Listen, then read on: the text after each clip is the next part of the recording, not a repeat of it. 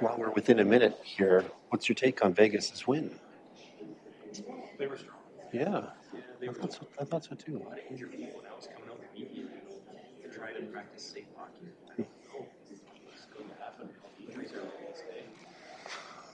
No, they were strong. Yeah, seemed like a worthy win. What about our scoring? 20 that not making it. Yeah, yeah, I saw that.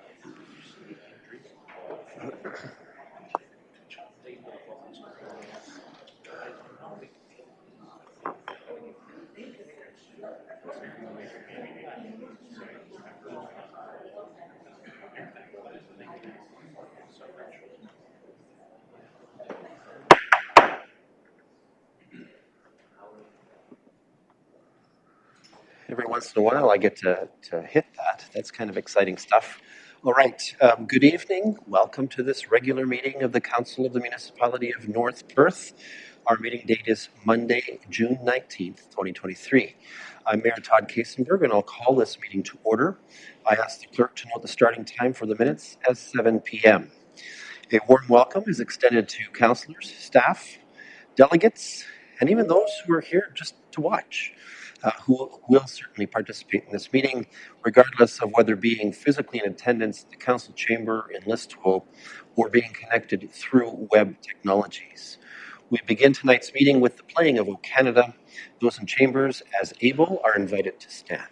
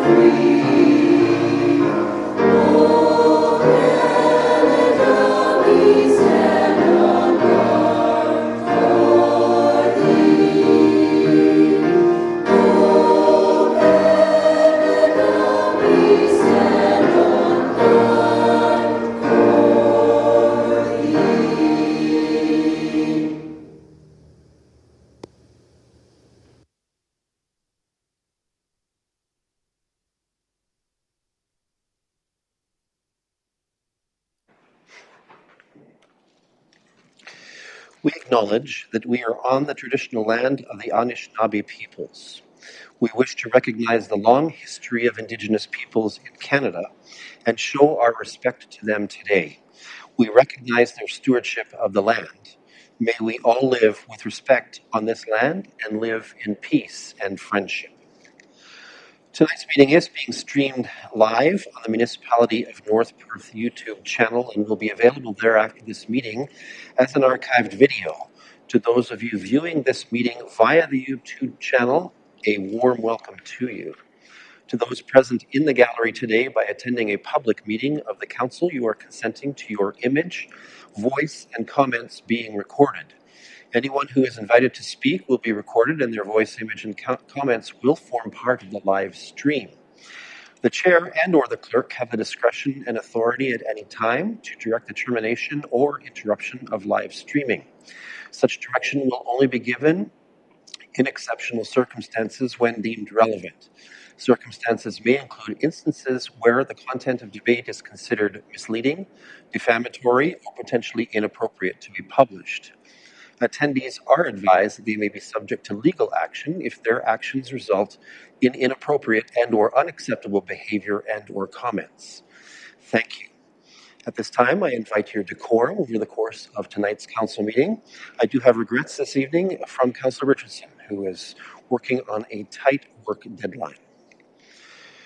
All right, let's move to item 2.1 of our agenda pertaining to pecuniary interest. For the benefit of those unfamiliar with our council practices, provincial legislation requires councillors with a potential pecuniary or financial interest in any item at the council table to declare this interest and to remove her or himself from discussions and voting on the item.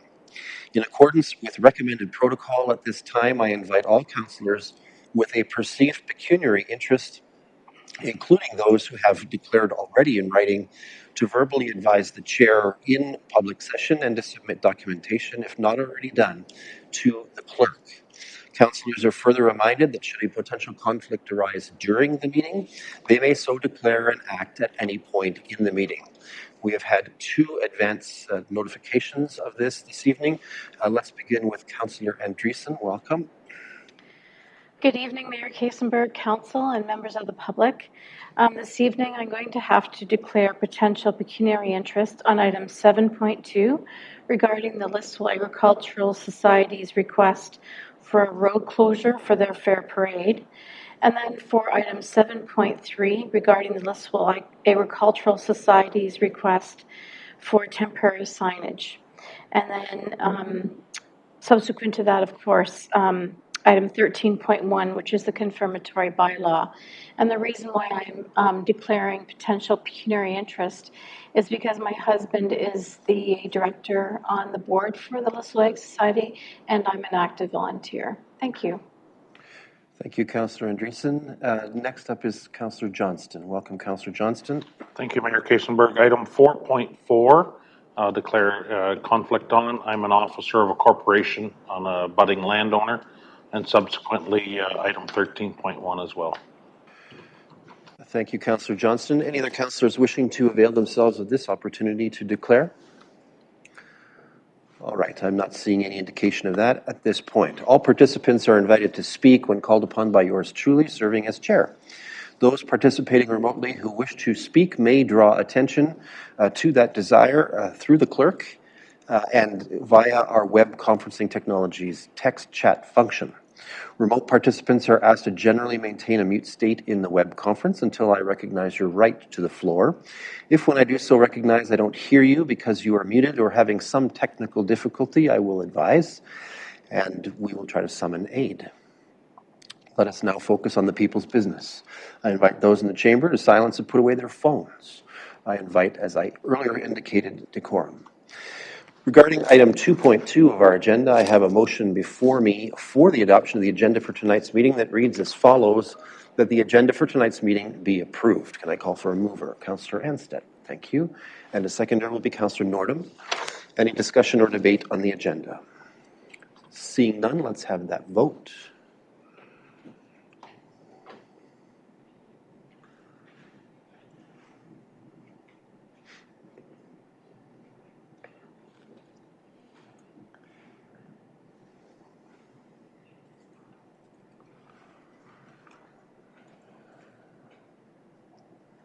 And that is carried. Thank you.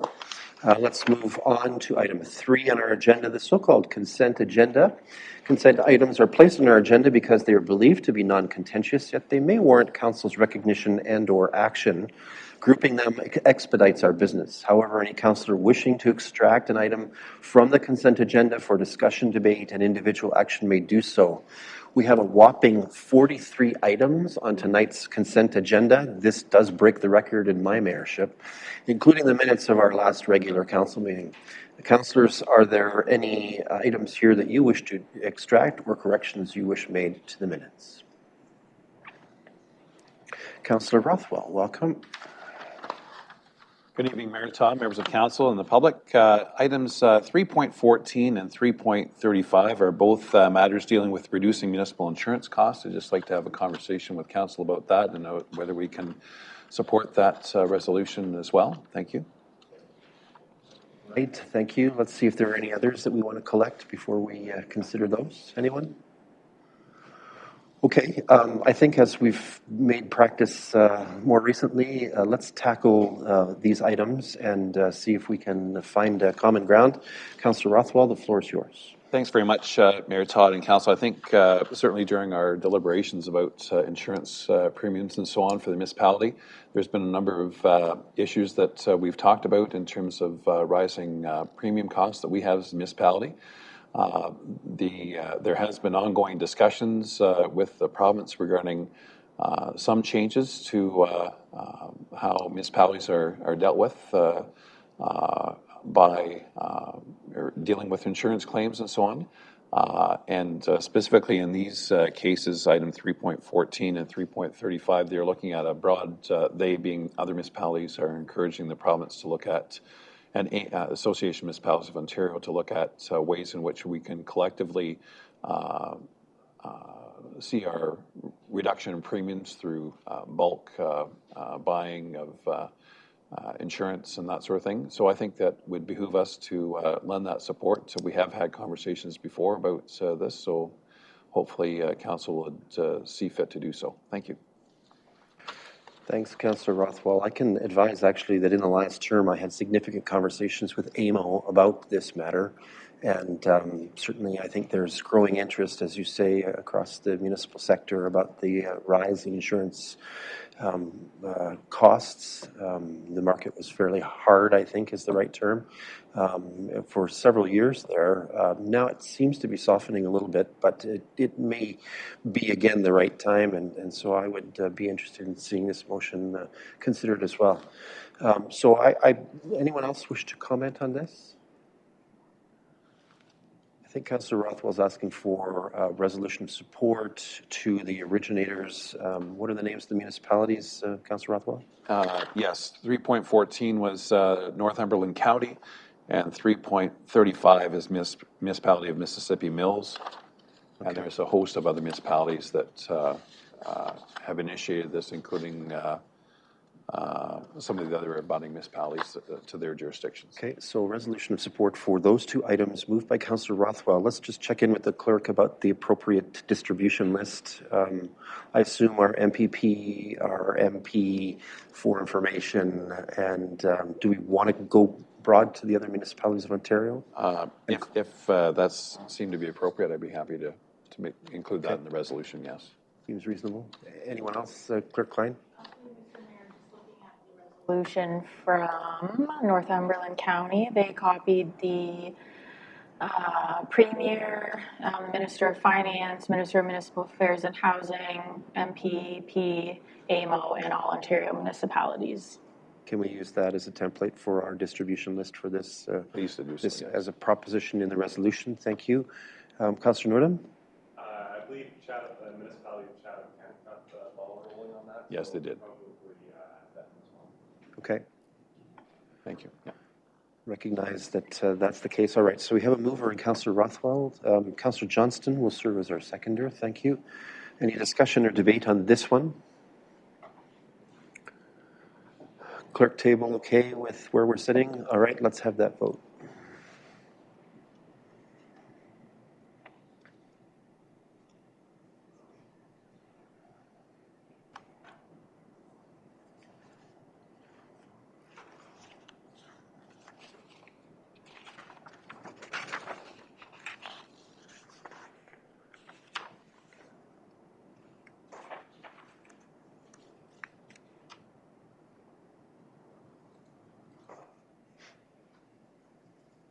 And that is carried unanimously. Thank you.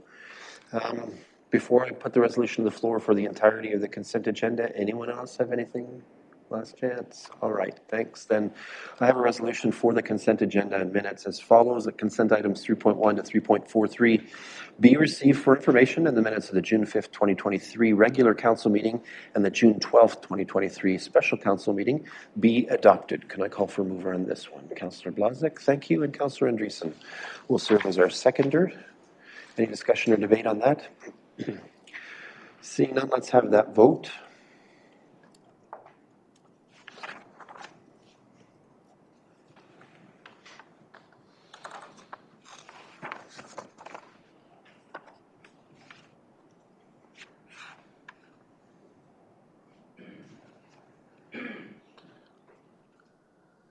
And that is carried. Thank you very much. Let's move forward. All right, we're moving to agenda item 4. We have a special delegation this evening with representatives from the Avon-Maitland District School Board joining us to share information and providing us with an opportunity to offer comments about issues that councillors are hearing about in our community, ask relevant questions. Because this should be considered a significant opportunity for interaction, and Council has agreed to that earlier, we do have a resolution for Council's consideration about suspending the usual rule that keeps delegations to 10 minutes. So I have that in front of me for our consideration. As follows, that the Council of the Municipality of North Perth suspends the rules of procedure to extend the time limit allowed for delegations to permit the Avon-Maitland District School Board to address Council for more than 10 minutes. We're hoping that's not 2 hours, but anyway. You do have license, though, if this motion passes. Moved by Deputy Mayor Callum. Thank you. Seconded by Councillor Andreessen. Any discussion or debate on this matter? Item? Seeing none, let's have that vote. All right, that is easily carried. Therefore, I want to express a warm welcome to Nancy Rothwell, the chair of the AMDSB, and to Dr. Lisa Walsh, Director of Education with the AMDSB, who are with us tonight. They brought the power team out. We appreciate that.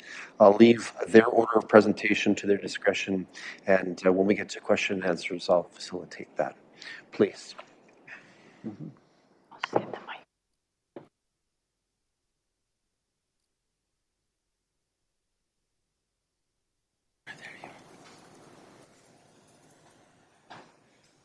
Okay. Thank you so much for having us here this evening, and we've had our introduction, so I know everyone here, so obviously you know who I am, and Director Walsh, Lisa Walsh, is here with me, and she's been our school board director of Avon-Maitland since April of 2017, so she's going into her 7th year with us in Avon-Maitland and doing an excellent job, I may say. So we are going to just take turns, and thank you for allowing us a little bit extra time.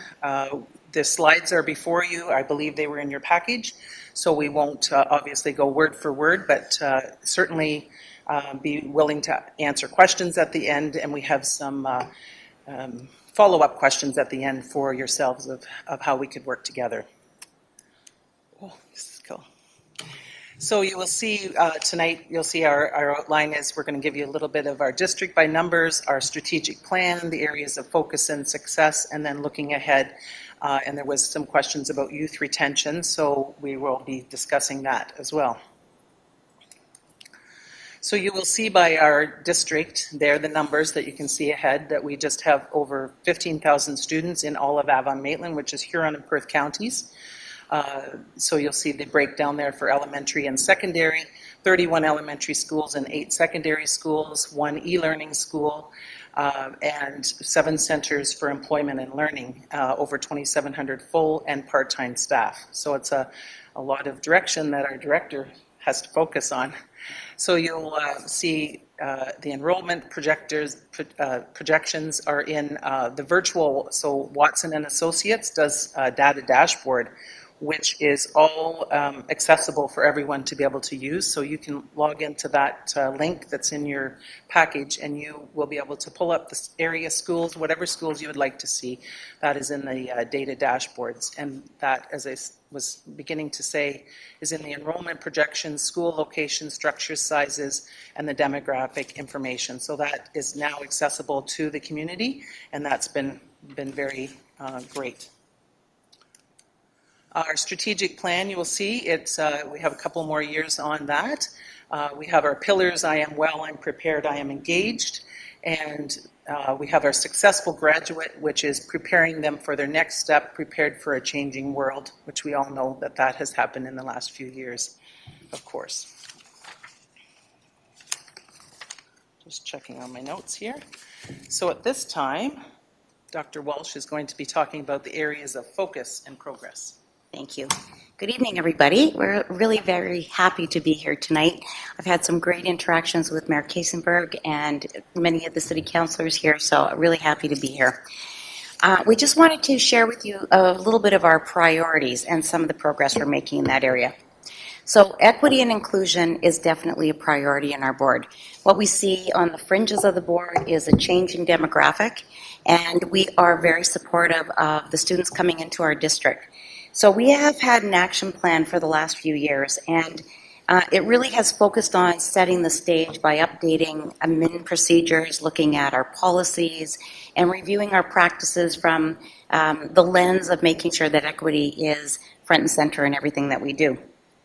Next year, we are just in the process of identifying our key work. A lot of it is around professional learning because we've had a few years with COVID and labor challenges that we haven't had as much focus on our professional learning for all of our different groups of staff.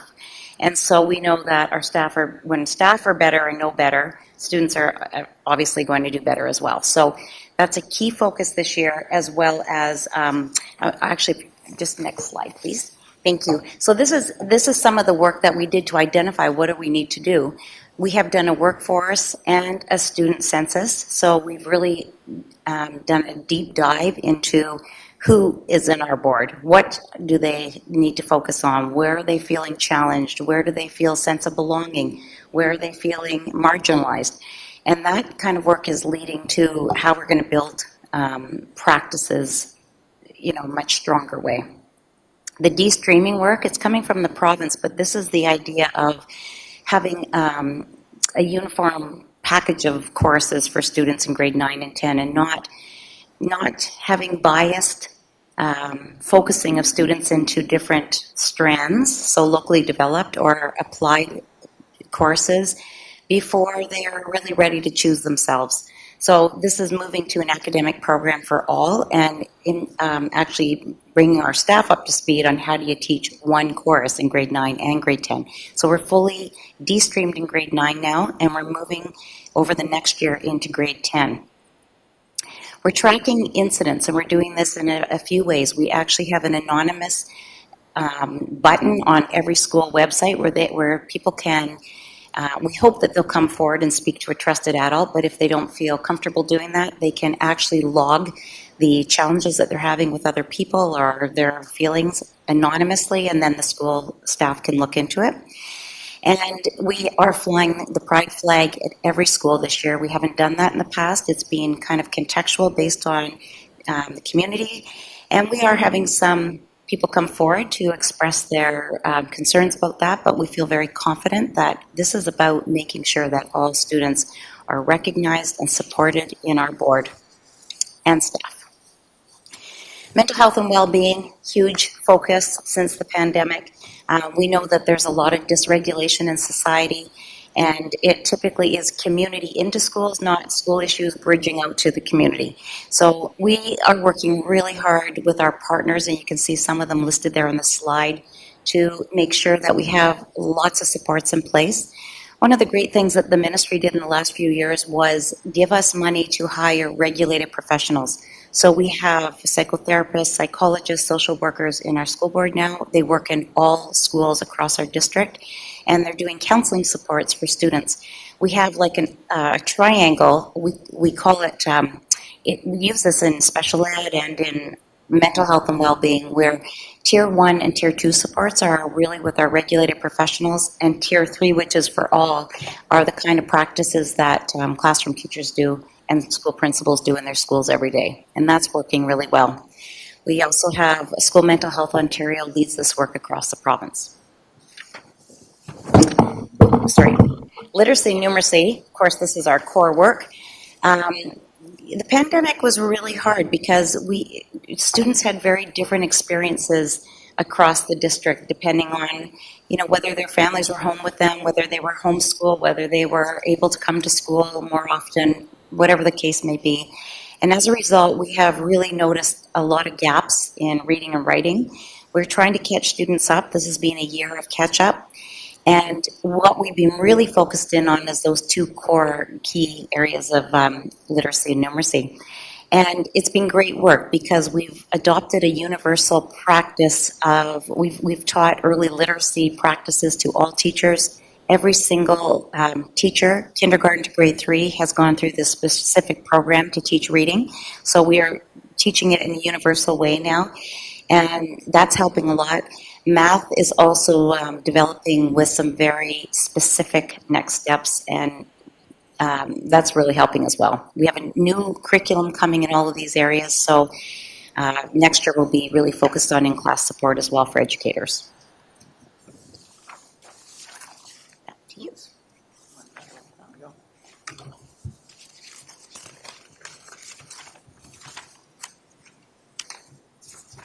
So next we have our pathways to success.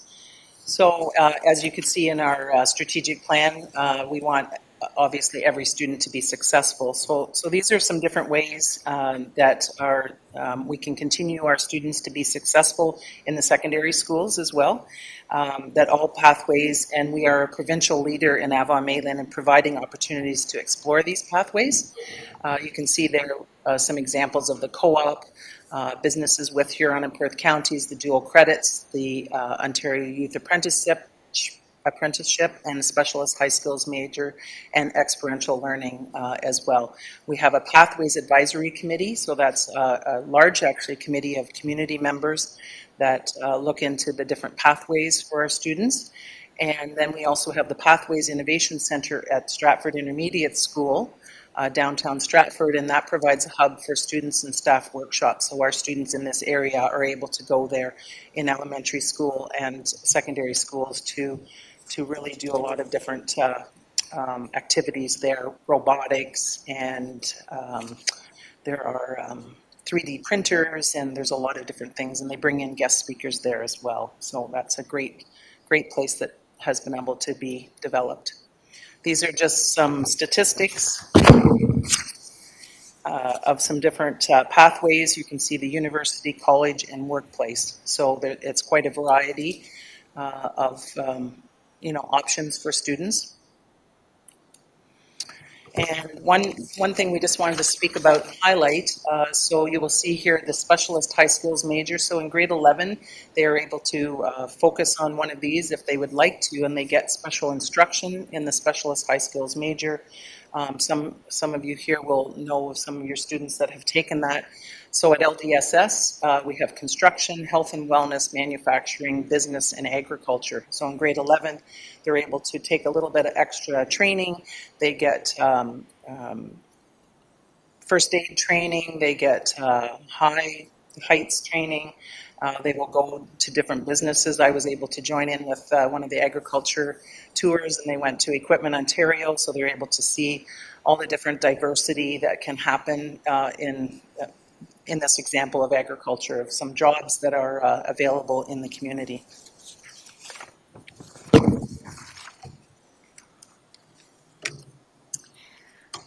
I know that you were very interested in learning more about youth retention, and so are we in the board. We want every student, as close as we can get them, to graduate from our district. So we've really been working on, we've hired a number of graduation coaches. They're working with students who are lagging behind and don't have the credits to graduate, sometimes lose hope, and they drop out before they get to graduate.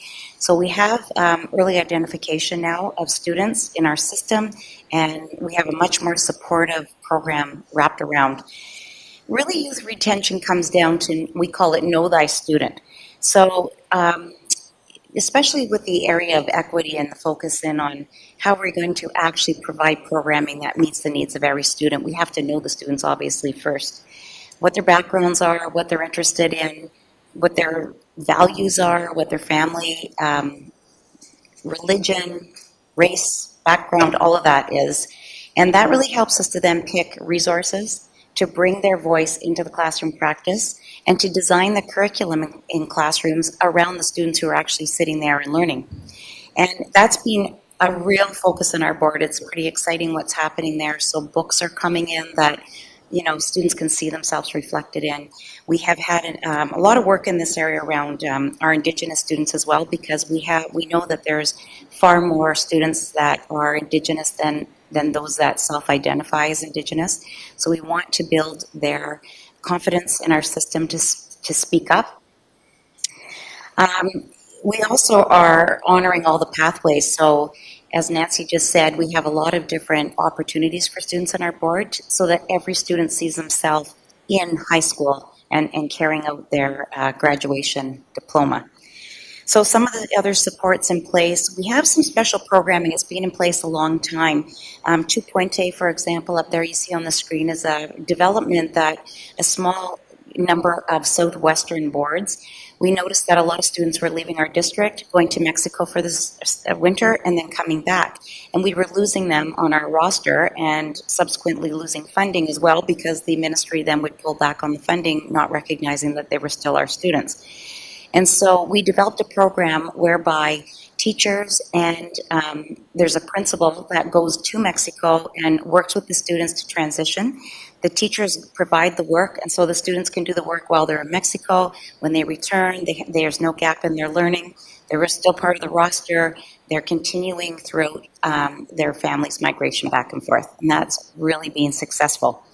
We also have some programs that are run through our high school here called Case and Riverside, and these were created years ago to meet the needs of our Mennonite community in particular, who are needed also on their farms and to support their families.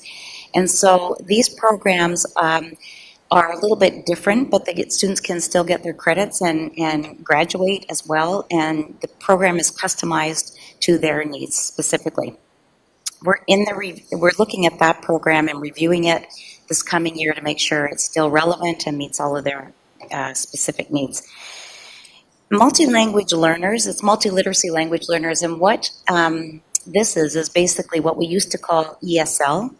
We've changed the term because English as a second language was sort of a deficit term. It was not reflective of the fact that these students are actually very talented when they come with multiple languages. And so we are teaching them English, and the programming there, because of our growth in our district, we have about 400 new students this year. And because of the diversity that's coming in, we've created a newly structured program as well, which will be rolled out in September. And of course, we have mental health counselors that I was telling you earlier that are working in our schools to support the diverse needs across our district. So the next slide is about international education. This year we have over 120 students. For the last couple of years, obviously we were not able to have students, but we've had over 2,000 since our launch of our international education program, and you can see the countries there that we have students from, and we know that in this room there are people that have certainly engaged in having the international students stay with them and be able to attend our local schools. And you can see that they do attend our high school, and that we do have a few in the elementary panel as well.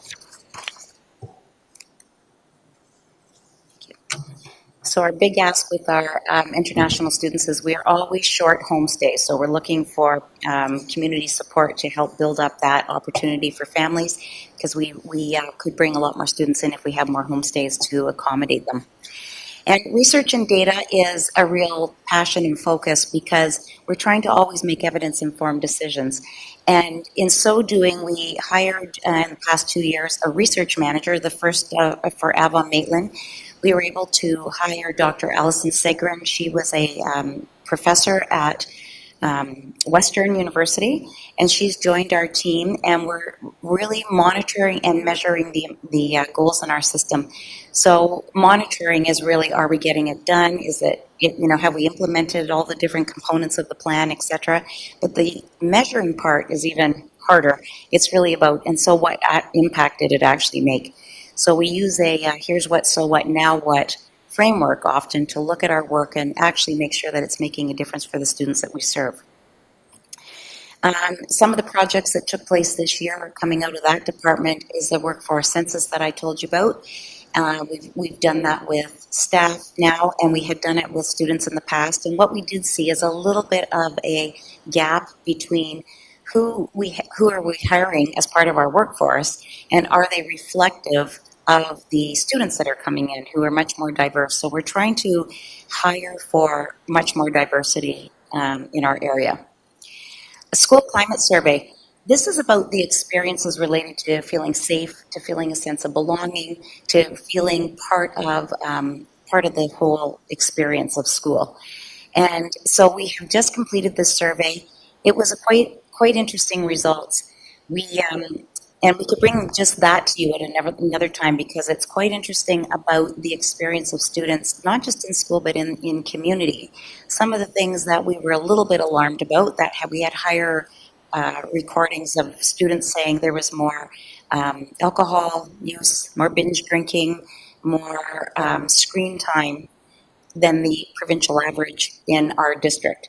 And so, some of those things are shared community concerns, and I welcome the opportunity to come back at another time to tell you what those results were, because that would be a presentation into itself, and some of the work that we're going to do in the next coming year based on those results. And finally, that we are doing a climate survey as well with all of our staff and parents and guardians this fall. And again, it actually may be interesting to come later in the year to bring you the results of both findings, because we're going to look at how parents feel based on their experience with their child's well-being, their safety, sense of belonging, etc.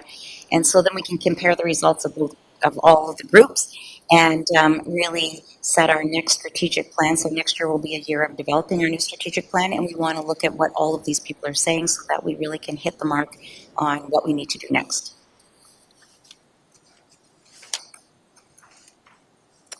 So to wrap things up tonight, and if you have some questions, these are some ideas that we looked at looking ahead. And I really appreciate being here. I've been a trustee since 2014, so I'm going into my 9th year, my 3rd term, and as introduced, I am the chair of the board this year, so it's exciting to be representing North Perth, but also chairing the board as well. And as you can see, that Director Walsh and I are pretty passionate about our schools, and so looking ahead, here's some ideas of how we feel that possibly the council and the municipality can help us support our communities. One is through recruitment. So what municipal information could we include in our recruitment packages, because we are always recruiting for all our staff. Equity, how can we celebrate diversity in our schools? Because as you know, in our community, it's very diverse. And as Director Walsh talked about, the youth retention. The growing enrollment areas, so what infrastructure supports would support new community members? And our mental health and well-being, how can we work together to continue to support our students and to address dysregulation and other challenges? So those were just a few things looking ahead. As you know, our schools are really growing in the North Perth area. I talked about the data dashboard. We also have our long-term accommodation plan, which was just presented to the trustees on June 13th. And there will be upcoming opportunities for municipalities to also see that. It is on our website, and it's got a lot of great information about where the projections are for our area, and we're working hard with that. We did a boundary review here, 2021 and 2022, but it is ongoing. So we made some boundary adjustments to try to regulate the schools, particularly in the Listowel area. But that's ongoing. So we are looking for any questions that you have or anything that you might like. Thank you so much for the extra time, because as you can see, there's a lot to share. So thank you for that extra time. And if there are questions now or in the future, certainly email myself or Director Walsh. Well, I think our council will always do a great appreciation for coming to us tonight and even responding to some of the things that we have some interest in based on our community priorities. We appreciate you putting some of that together for us to think about. Let's turn to the table, see if we have some questions or comments from councillors. Councillor Johnston, let me just get your microphone here. Okay. Thank you, Mayor Todd. And yes, I did consider voting against that time extension, but I thought I might not get invited to family Christmas, so yes, I did vote in favor of it. So. My question is actually Dr. Walsh about de-streaming. Will it ever go any further than grade 10, or is it just going to be grade 9 and 10? I think it will only go to grade 10. And that's because what happens in grade 11 and 12 is students start to specialize into particular areas of interest. And we do know that we do start, it's going to be hard even in grade 10, I think, because students don't come, we're hoping that eventually they will be more prepared so that they can do de-streaming without much challenge. But we do know that there are some students lagging behind a little bit in the grade 9 curriculum. So I can't see that the province is going to continue to push it through all of high school. That's what I was hoping. Thank you. Yeah. Okay, Councillor Andreessen is next. Thank you through you, Mayor Kiesenberg, and thank you to Dr. Walsh and Chair Rothwell for your presentation this evening. As a former principal from Marlborough Region, education is near and dear to my heart, so thank you for coming today. My question is about youth retention, but in a different way. What we are concerned about in terms of our own council is with youth retention staying in our community after both high school as well as post-secondary, essentially coming back and working and living and being here. And so, first of all, I just want to commend you and your board for all the work that you're doing in terms of things like high skills majors, especially in agriculture. And my comments are going to be directed more around agriculture as well, as it is an interest of mine. And what I'm wondering is how we can partner with schools in this region about really encouraging our students to come back. What I can tell you is that there has been some feedback around students being coached that there aren't job opportunities in agriculture as well as other industries or commercial opportunities to work and live here in North Perth, where we believe as a council there is. And so it's about how can we not only celebrate, high skills majors in agriculture, but work with guidance and other staff to help them understand that we are a viable community. We have great opportunities for youth, and helping staff to understand that those opportunities are here and to perhaps look at coaching students in a different way. I love those comments. I think two things I wanted to answer to that. One is, I think the part that we're working so hard about inclusion is really about having everybody see themselves in the community, in the school, having a sense of belonging, because that's first primarily why kids stay, is because they have deep roots in a community. So that's huge work for us to do. And collectively we can all really encourage that, especially as we have more and more migration into the area. The second thing is that we do have partnerships with organizations, many different organizations, where the students do co-op, and we also have them present at Pathways Nights. We have this center right now that's in Stratford, but it's not the only, it's just a Pathways enhancement kind of center, but all of our high schools, as you can see from that slide about all the different schisms, we call them, the specialist high skills majors programs, do bring in those partnerships, and I can actually encourage as well our Pathways people to connect the local partnerships as well, because that's a great bridge that we can continue to build, and we are looking for those partners. That's just about also promotion. So very happy to. This is the sort of conversation that we would be greatly appreciative of continuing. Thank you. My microphone here. Councillor Blazek is next. Thank you, ladies, for your presentation. My question is about de-streaming as well. So I hear lots of plans about inclusivity, and that's very, very exciting. Um, De-streaming then at this time to me feels almost counterintuitive. Um, while we are working very hard to create programs to accommodate and foster the diverse needs of so many groups of students, why was the decision made to no longer accommodate and foster the various diverse needs, learning needs of students that learn in different levels? That being said, what are the actionable plans to keep the interest and engagement of highly achieving academic students so that they continue to thrive and not get bored in school? Yeah, it's an interesting question because I would say that the ministry launched into this area because one of the questions was, who is a high achieving student? Is a high achieving student someone that does well in our system because they historically would have done well in our system? Or is it somebody who hasn't had an opportunity to showcase their skills yet? And so the ministry has looked at the fact that we do have bias and discrimination. You can see that in the work that's being done, Pride being a perfect example of that. Why are we have to promote one particular community? It's because they've been marginalized for so long.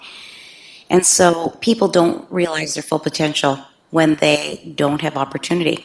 And so this is where the ministry's initiative of de-streaming has actually started from. It's an equity strategy. And it is challenging. Teachers have historically taught in 3 different streams, locally developed and applied and academic. And now we are blending to get the best programming possible to meet the needs of students in the classroom. And we're asking teachers to adapt their programming to meet the different needs in the classroom. That's one of the reasons also it won't probably continue past grade 10 because, we won't probably be able to realize that every student is going to achieve at the exact same level. But that's actually the background of how de-streaming came to be. I don't know. That's a great response. I very much appreciate that. And pardon me if you answered this question already. Is de-streaming happening across the province at the same time everywhere? Yes. Great. Thank you. Who else would like to ask some questions? Councillor Rothwell. Thank you, Mary Todd, and thank you, ladies, for your presentation. Just want to focus on the specialist high skills major again, and of course, I think it's great that within the LDSS we've got construction, health and wellness, manufacturing, business, and agriculture. But I do note in some of our other schools, there's a even broader, arts and culture, information, communication, technology, energy, hospitality and tourism, transportation and environment. And based on what I heard you say, Dr. Walsh, that it's based on community partnerships and so on. But I think we all know that our students gravitate to the things that they really like and want to do. And I'm just wondering if there's an opportunity, if we do have students that would like to have a specialist high skills major, if they could perhaps in our new technology realm do something remotely so that they could go towards that, as opposed to having all that staff and all the supports within our own community. If they're not there, if we can latch on, is that something the school board would be looking at doing? Yeah, so the way those specialist high skills majors come about is that the school selects which ones they think are most viable by surveying the students in the school. It's hard in a smaller board because we have to be selective. We can't have 3 students sitting in one course and 5 in another, obviously because of interest. But that's the tricky thing, is we do have online courses. So we have what we call AMDEC, which is our online school. And we have a give and get kind of a program where we offer courses out. So we say Spanish. We don't have enough students to take Spanish. So we say we'll offer Spanish, and then you other boards can take seats in our Spanish class, and then you offer construction, and we'll send students to your construction program. It's not ideal because it's online, so they don't have the practical part of it. But the one thing about these high skills majors courses is that they can change over time as students change. if there was an interest in the school that said, you know, we really want the hospitality and tourism area, the diversity's changed here, we have new students in our area and they would prefer to have this, then that school can start to offer the certificate programs. And really what these are a concentration of courses in a particular area that are recognized by colleges to say, oh, you have these background courses. It doesn't mean they don't happen at all. So for example, Listowel has business. Other high schools offer business, but they might not offer the concentration of courses to get the certificate, for example. So it's not like they're left out totally, but they may not get enough courses to get the certificate program. Thank you very much. I think it's important for our students, as well as the staff at our schools, to realize that this is not necessarily set in stone. It can change as our students and their needs and desires change. So thank you very much. Yeah. Thank you. Okay, anyone else with questions at this point? Councillor Andreessen, second crack here. If I may, I have a separate question, if that's okay, Mayor Kaysenberg. Thank you, through you.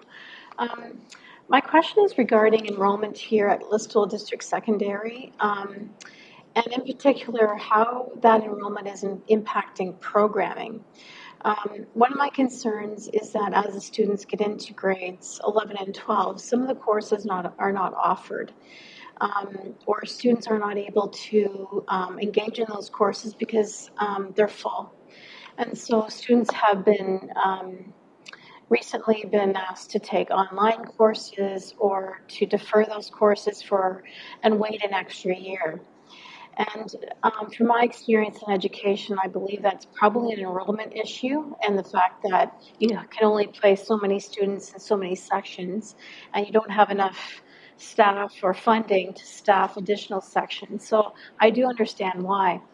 I wonder if there's any way that you as a board can appeal to the province to ask for additional funding for this purpose of adding extra sections because of kind of low rural enrollment, perhaps, or if you can speak to other solutions, because our secondary students are finding challenges with being online, as well as waiting an additional year, or having to take English and math in those upper years online is a real challenge.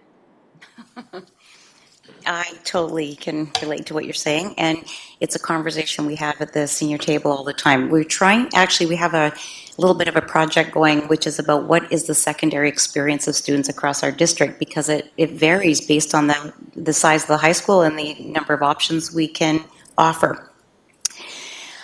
The funding challenge is a big challenge.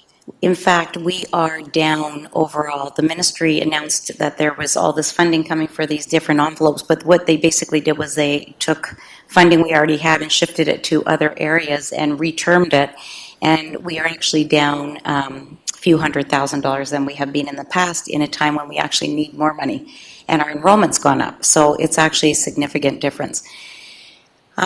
One of the other things I'd like to mention is that we aren't unique in the province in terms of the type of makeup that we have here. There's this small group of big boards like York Region, Toronto, Peel, which are unique into their own circumstances. They're burgeoning at the seams, sort of thing. They have so many students. They have different issues than us, but I would say that of 72 school boards in Ontario, probably 75% of them are just like our kind of makeup, rural and some municipality areas. So it's a big challenge. I don't have the full answer to that. I know it's a big problem. We want to be able to give students everything they'd like to take, and there's only really two options. One is to restrict the number of courses and say, this is what we offer, please take these courses. Or what we've been trying to do is say, here's a way that we can offer you these other courses through our online school and through different options that way. This is what we can do in the school. And we all believe that the best learning environment is in the classroom with a child's peers and their teacher. So that would be our number one priority. And we try to actually engage students by putting out a course calendar, have them select, then those are the courses that become part of the timetabling, and then whatever is left over, that's what we say, okay, in our online school, where can we offer these other options? But it's not perfect. for sure. And we're still working on this ourselves. So that, I hope that gives you a little more insight, but we're working on that same problem. Thank you. Anyone else? I have a couple of items, if I might. You mentioned some special initiatives that target the Anabaptist community or the Plain People community in the school board's area of jurisdiction. Can you give me a sense of what proportion of Anabaptist youth who are eligible for school are actually enrolled in the public school system? Great question. I don't have the statistics in front of me, but we know that there's approximately 2,000 students that don't attend our schools that we would love to have come. Okay, thank you. My next question pertains to the excellent work that is being done with regards to building mental health supports and counseling supports for students. Certainly the need has been identified as substantial and great. And I guess my woe or my concern here is, what does the wait list look like in schools? Because I suspect you don't have sufficient resources to meet all of the needs. And I'd like to know more about that and whether this council can advocate on your behalf. Well, actually, so the way that the system works within the school board is that our counselors have 6-week time periods with any one student. So the wait time isn't that bad because we serve them for 6 weeks. Then we work with the next student. If they need more intensive support, then we pass them on to other community supports that are in place for counseling, etc. So we refer them. Okay, so you're satisfied that your resource base to manage a list of employees who are engaged in that kind of work is adequate at this point? I think we need more in every area right now. I would say that it is working. The program's working. One of probably our biggest challenge is recruitment. We are having a really hard time filling our jobs. So what's happening is we have people come to our area. They may get another position somewhere else in a bigger center where they can work more hours, or they have other opportunity. And so we have trying to retain staff and recruit staff to our area in all areas of our border is a big challenge. Right. Welcome to the club. It is a municipal problem as well. Yeah. Okay. Next question pertains to Westfield and portables. We have quite a few portables over there, from what I'm told, and parents would prefer that to be resolved. Can you talk about how that might be resolved, or if there's any hope of that being resolved in the near future? So the boundary review that we did last fall. Do you want to take this week? Okay. I know you were right involved in this. So currently we have one portable, and we will be installing four additional portables at Westfield, and there are 3 portables at Eastdale, but we will hopefully be starting construction there at some point to add an addition. However, the portables at Eastdale will likely also remain. So the boundary review continues. So there was a review and an adjustment in the Listowel area to try to right-size the schools, but it is still growing, as you know. And we continue to look at options. So in the long-term accommodation plan, which is a really great document, because it's got it has all the forecasts of numbers, and it talks about the next steps of what can be done, which is we're looking at building and developing. So when you have to have portables come in first before you can actually have an addition, so you have to look at the whole community and where are needed. So in order to expand the school, to actually build on, the ministry needs to be able to see that you are over full. So that's how that happens. And generally, if I've been following the news, we are over full in North Perth at this point in general terms. Is that fair? We are very full, so we are really looking forward, as I said, to that Eastdale edition, which will also have the childcare. With it, it'll have 49 spots for childcare, which is really needed in the North Perth area, and there'll be 98 pupil spots, but those will at Eastdale, and those will fill up very fast. There is room at Elma, so we always look, that's again where we can look at the different boundaries and where we can, have the students go to different areas. And then they all will filter to Listowel District Secondary School, so we have to also keep that in mind, the numbers that will attend there. So we are on it constantly, and we are working with the community as well. Thank you. One last item, sort of a suggestion, actually, and a few youth have raised this with me in talking about retention issues and their desire to be engaged with the community. They have expressed appreciation for the robust extracurricular program that is run at LDSS, for example, but they've also expressed concerns about late buses. They don't have a late bus to get home. And this creates some tension in their families, which at times leads to them not being able to participate in some of the extracurricular activities. So I'm asking the question on behalf of some youth in the community who've talked to me about this. I will write that down. We do have late buses in a few high schools where we have had a lot of clubs stay after, and we have to fill the bus up to a certain degree, as you can imagine, because it's costly. But we're willing to do that and work with our transportation department to make sure that students have access. Very good. Thank you. Anyone else? A wonderful opportunity tonight. Thank you very much for joining us. You gave us some questions. I think it's incumbent on us as a council to have a look at those questions at a later session, and perhaps we will invite you back, I suspect, to talk about the school climate surveys. Maybe we can lump them together, or maybe they warrant separate sessions, but we'd like to hear more about that, I'm sure. Thank you again for the extra time. We really appreciate it, and we do welcome any questions at any time. We're both reachable by email or phone. Great. Thank you very much. Thank you all. All right. So next, then, we have some public meetings, 4 of them. And we need to adjourn from regular council for the purpose of those meetings. I have a resolution to that effect as follows. The Council of the Municipality of North Perth adjourns at 8 p.m.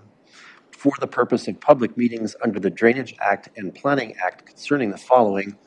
First, a public meeting to consider the is it the Mueller Municipal Drain? Is that the one we're looking at? Thank you.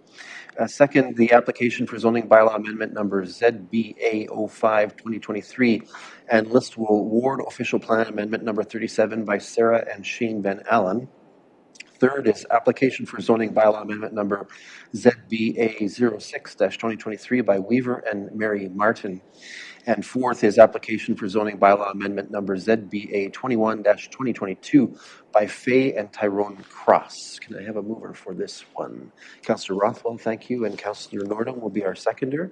Any discussion or debate on this? Seeing none, let's have that vote.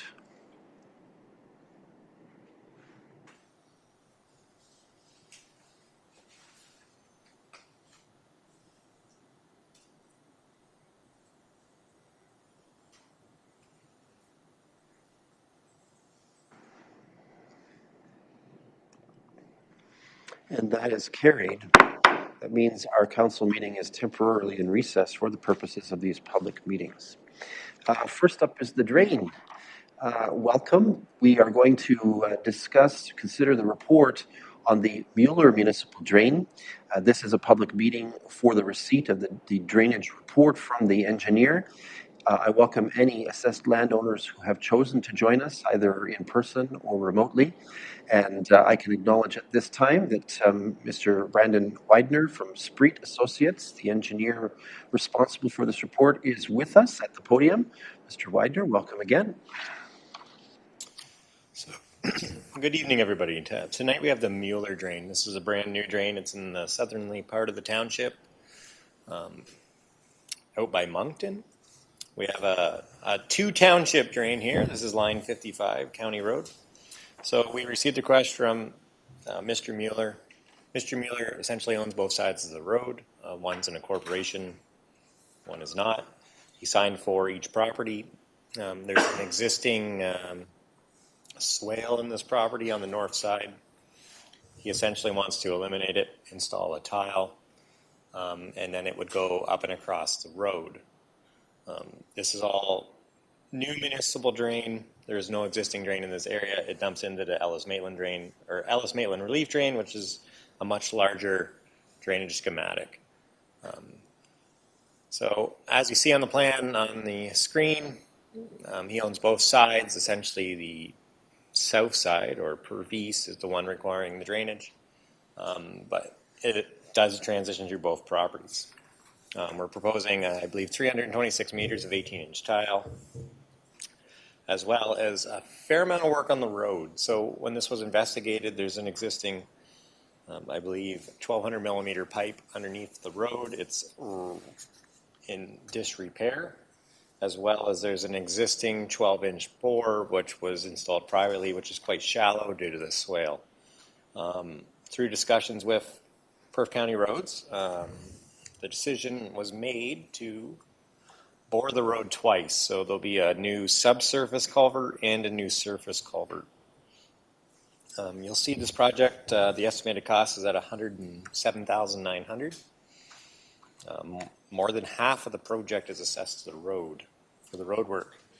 Mr. Mueller's assessed on both sides. You'll see his out-of-pocket expenses around $20,000. The remaining $70,000 after grant is picked up by Perf Line 55. So they've been heavily involved from the start. Essentially, this road, I believe the top coat isn't too old. They do not want it open cut. So this is what Chuck and Bill Wilson at the county have decided the approach they want to go with.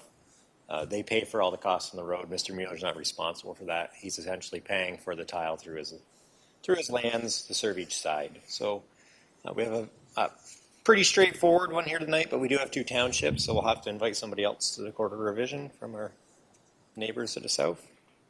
But we only have one landowner. So I'm happy to answer any questions, if there are any. All right. Thank you, Mr. Widener. Questions from assessed landowners or council?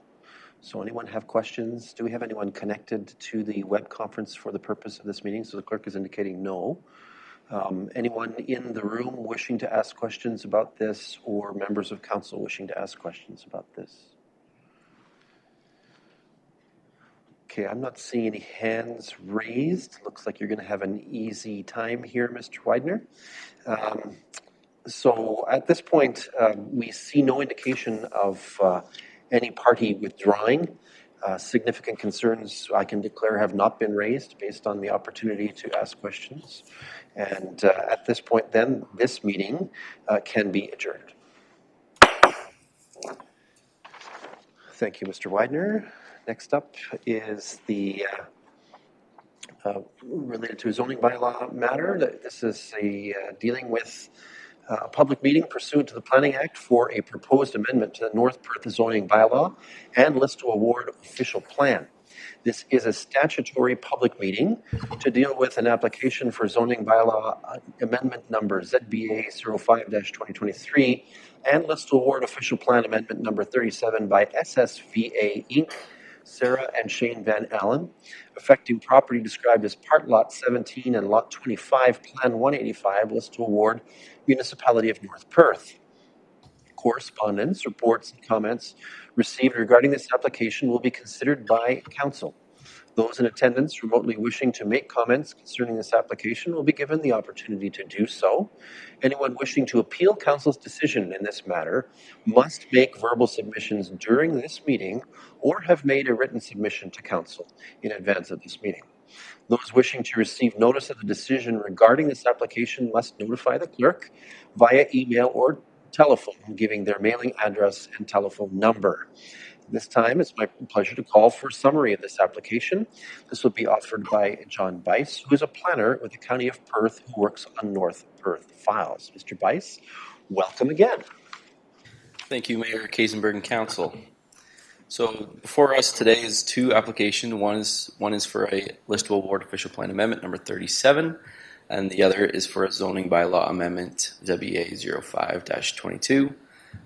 The property is located at 622 Elma Street at the red star on the screen. The owners are Sarah and Shane Van Allen of SSVA Insurance.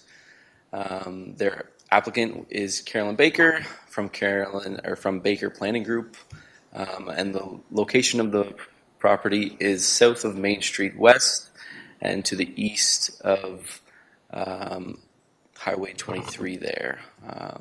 And it's kind of sandwiched in between two commercially zoned sections of Listowel.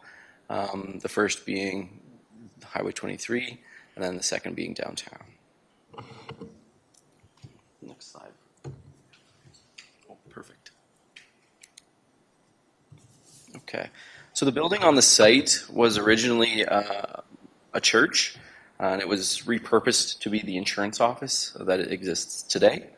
The owners of the property would now like to enlarge the office space.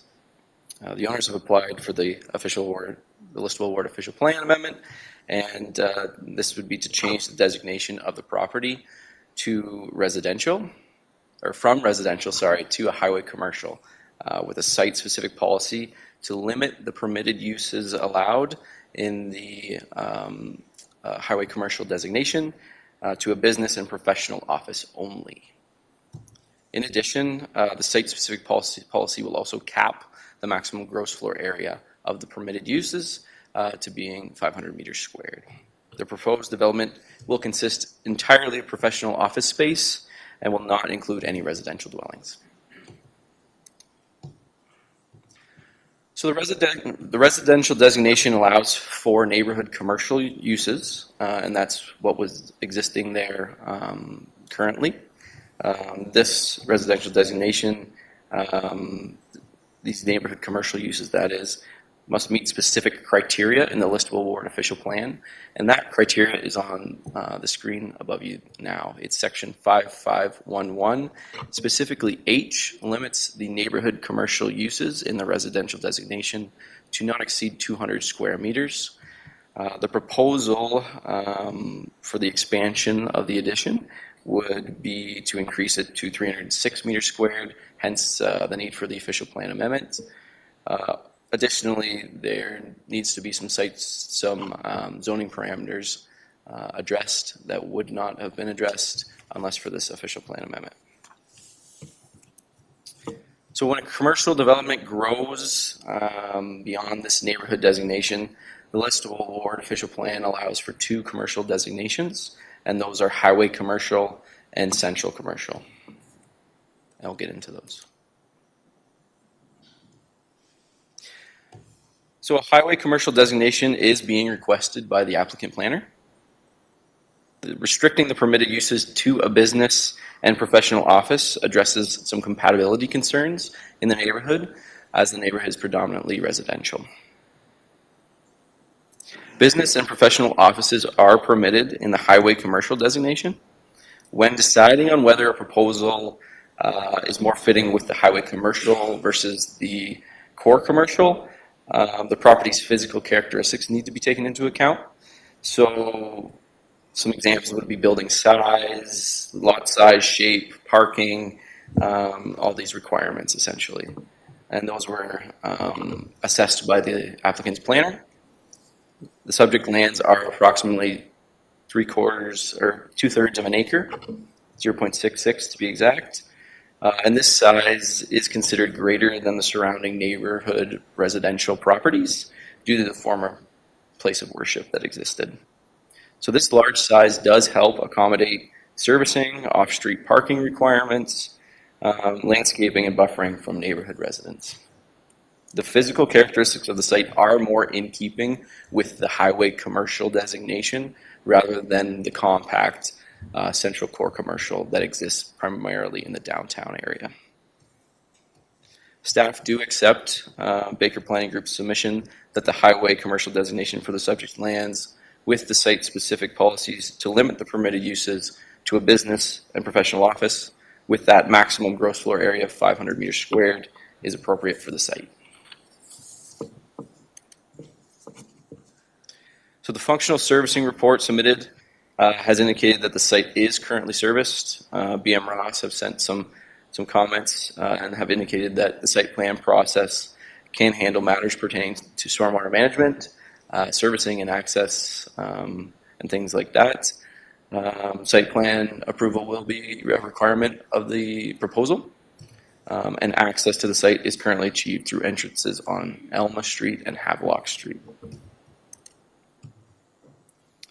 So now we'll go into the zoning bylaw amendment component of the two applications. This will be ZBA 05-23. And the owners have proposed to change the R4-5 existing zone, as you can see by the red star on the screen, to a Highway Commercial 3 special zone. And that would be C3-28 to be exactly.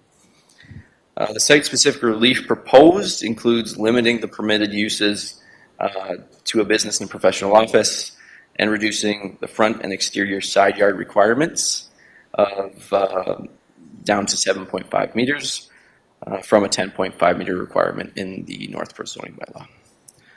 Additionally, there is a request to remove the loading space requirements in the C3 zone, and finally capping that business and professional office as the permitted uses and at 500 meters squared.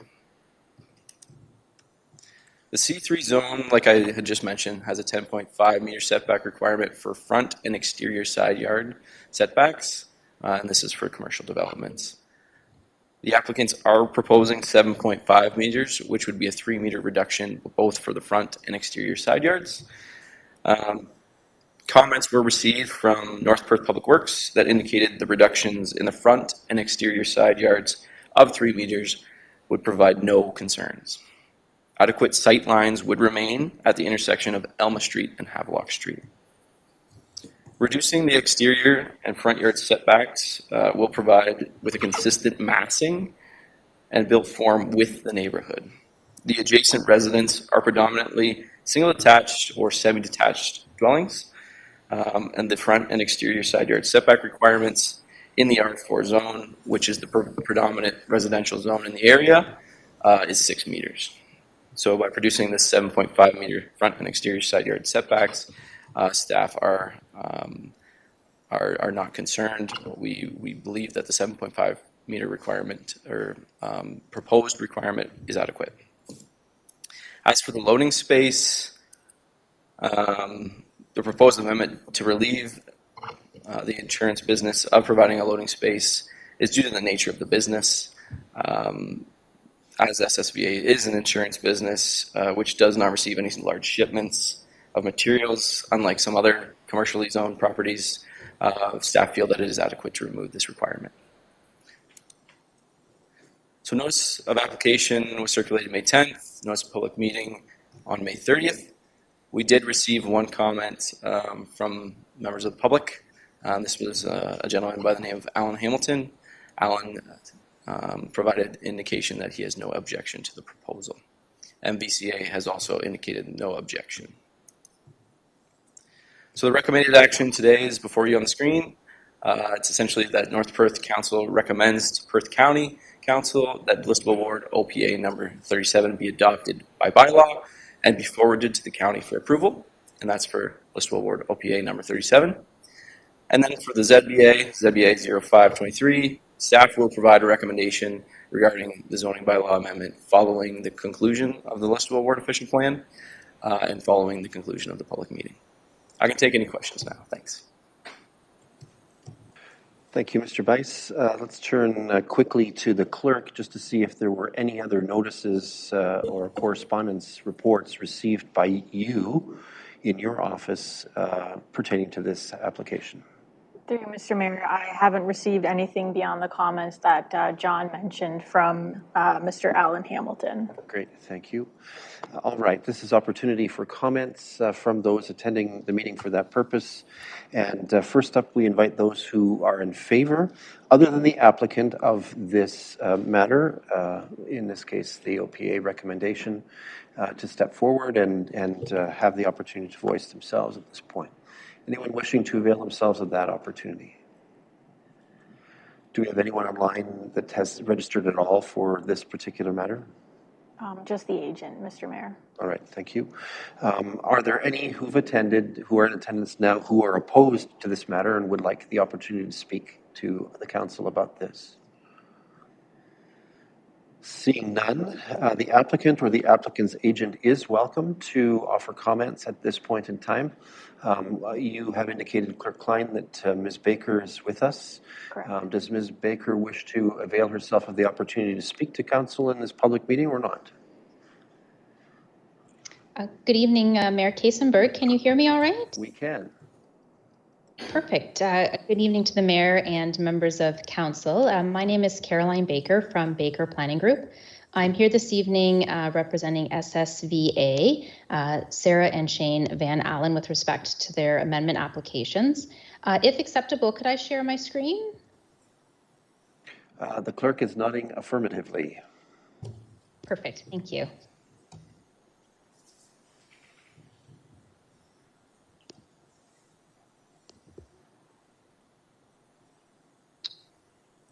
Apologize, it's just giving me some technical errors. Bear with me for a minute. There we go. If you can let me know when you see the screen in front of you. We can at this point. Yep. Perfect, thank you. As mentioned, I've indicated the owners. Also just wanted to note the project team that has assisted with the applications before you this evening.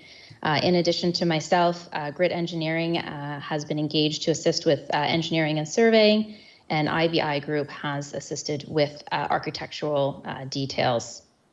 I also wanted to just take a moment to thank Mr. Bice for his work on this project and the summary he provided to you this evening. I'll try not to duplicate the information he's already provided. I did just want to spend a few minutes detailing the proposal itself and the expansion on behalf of the owners, and then a little bit of detail with respect to our planning opinion on the applications. What you'll see on your screen is an aerial image. The site is outlined in red.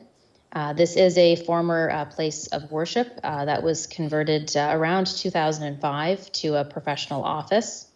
The site is quite large for a residential area, being just over 2,700 square meters in size. You'll see that certainly to the west and to the south and to the north, there are residential uses. But the site is certainly in a mixed use area with an existing trail, the public works facility, a new office and new commercial space to the north.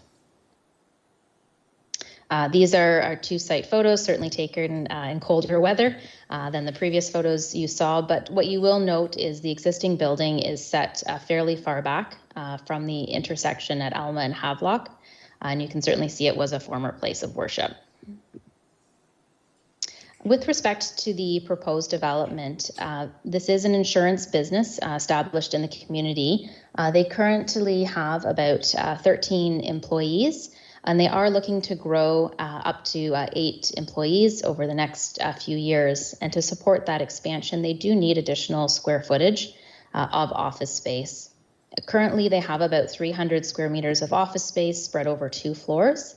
And they're looking at adding about 150 square meters. So that would bring the total square footage to around 450 square meters. The building addition is proposed to be oriented to the intersection of Alma Street and Havelock Avenue South. And this was intentionally designed to ensure that existing side yard and rear yard to the adjacent properties is maintained to the current situation. And certainly those setbacks exceed the requirements in not only the residential zone, but also the highway commercial zone. You'll note on this concept that the existing driveway accesses are being maintained, but certainly improvements are proposed to the off-street parking area, demarcated parking spaces, signed accessible parking space, and entrances to the building. As noted, there is 2 applications before you, being the listable ward official plan and the implementing North Perth zoning bylaw. I did want to spend a few minutes with respect to the proposed highway commercial designation. As noted, the residential designation does permit neighborhood commercial uses, which would include an office and professional use.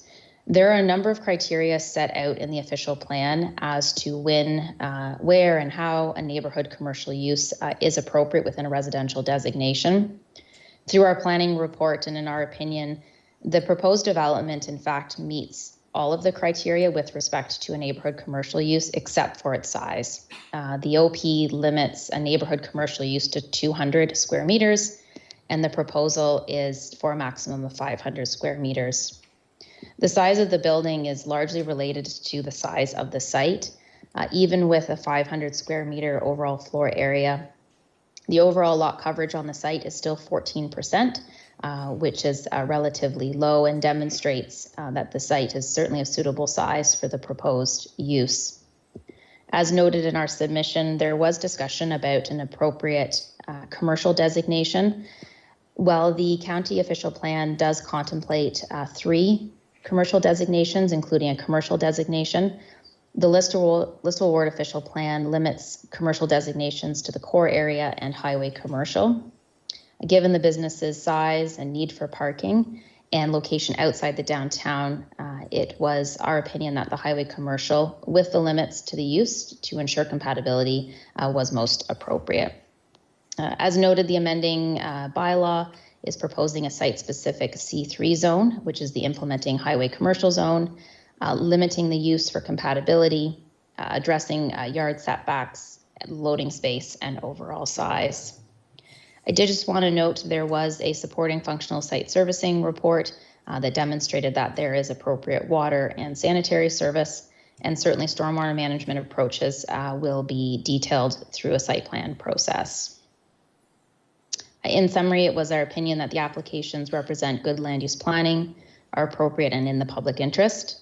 The site is centrally located, proximate to a range of uses. It does provide for investment expansion of a local employer that's serving the needs of those in the Listowel community and beyond. The business does require this larger property to accommodate the needs, and it's certainly our opinion that the site overall has sufficient space and setbacks to address the site needs, along with appropriate buffering and maintenance of privacy to neighboring property owners. That does conclude my presentation. I'd be happy to leave the concept on the screen or close the screen share. I'm at your direction. Thank you. All right. Thank you, Ms. Baker. At this point, we turn to council. I invite any questions or comments from councillors about this matter. I'm not seeing any indication of questions or comments at this point in time, so I can read the statutory notice as follows. Notice of the decision of council will be given in accordance with the provisions of the Planning Act. Council's decision is subject to appeal to the Ontario Land Tribunal in accordance with provisions of the Planning Act. And with that, we can adjourn this meeting.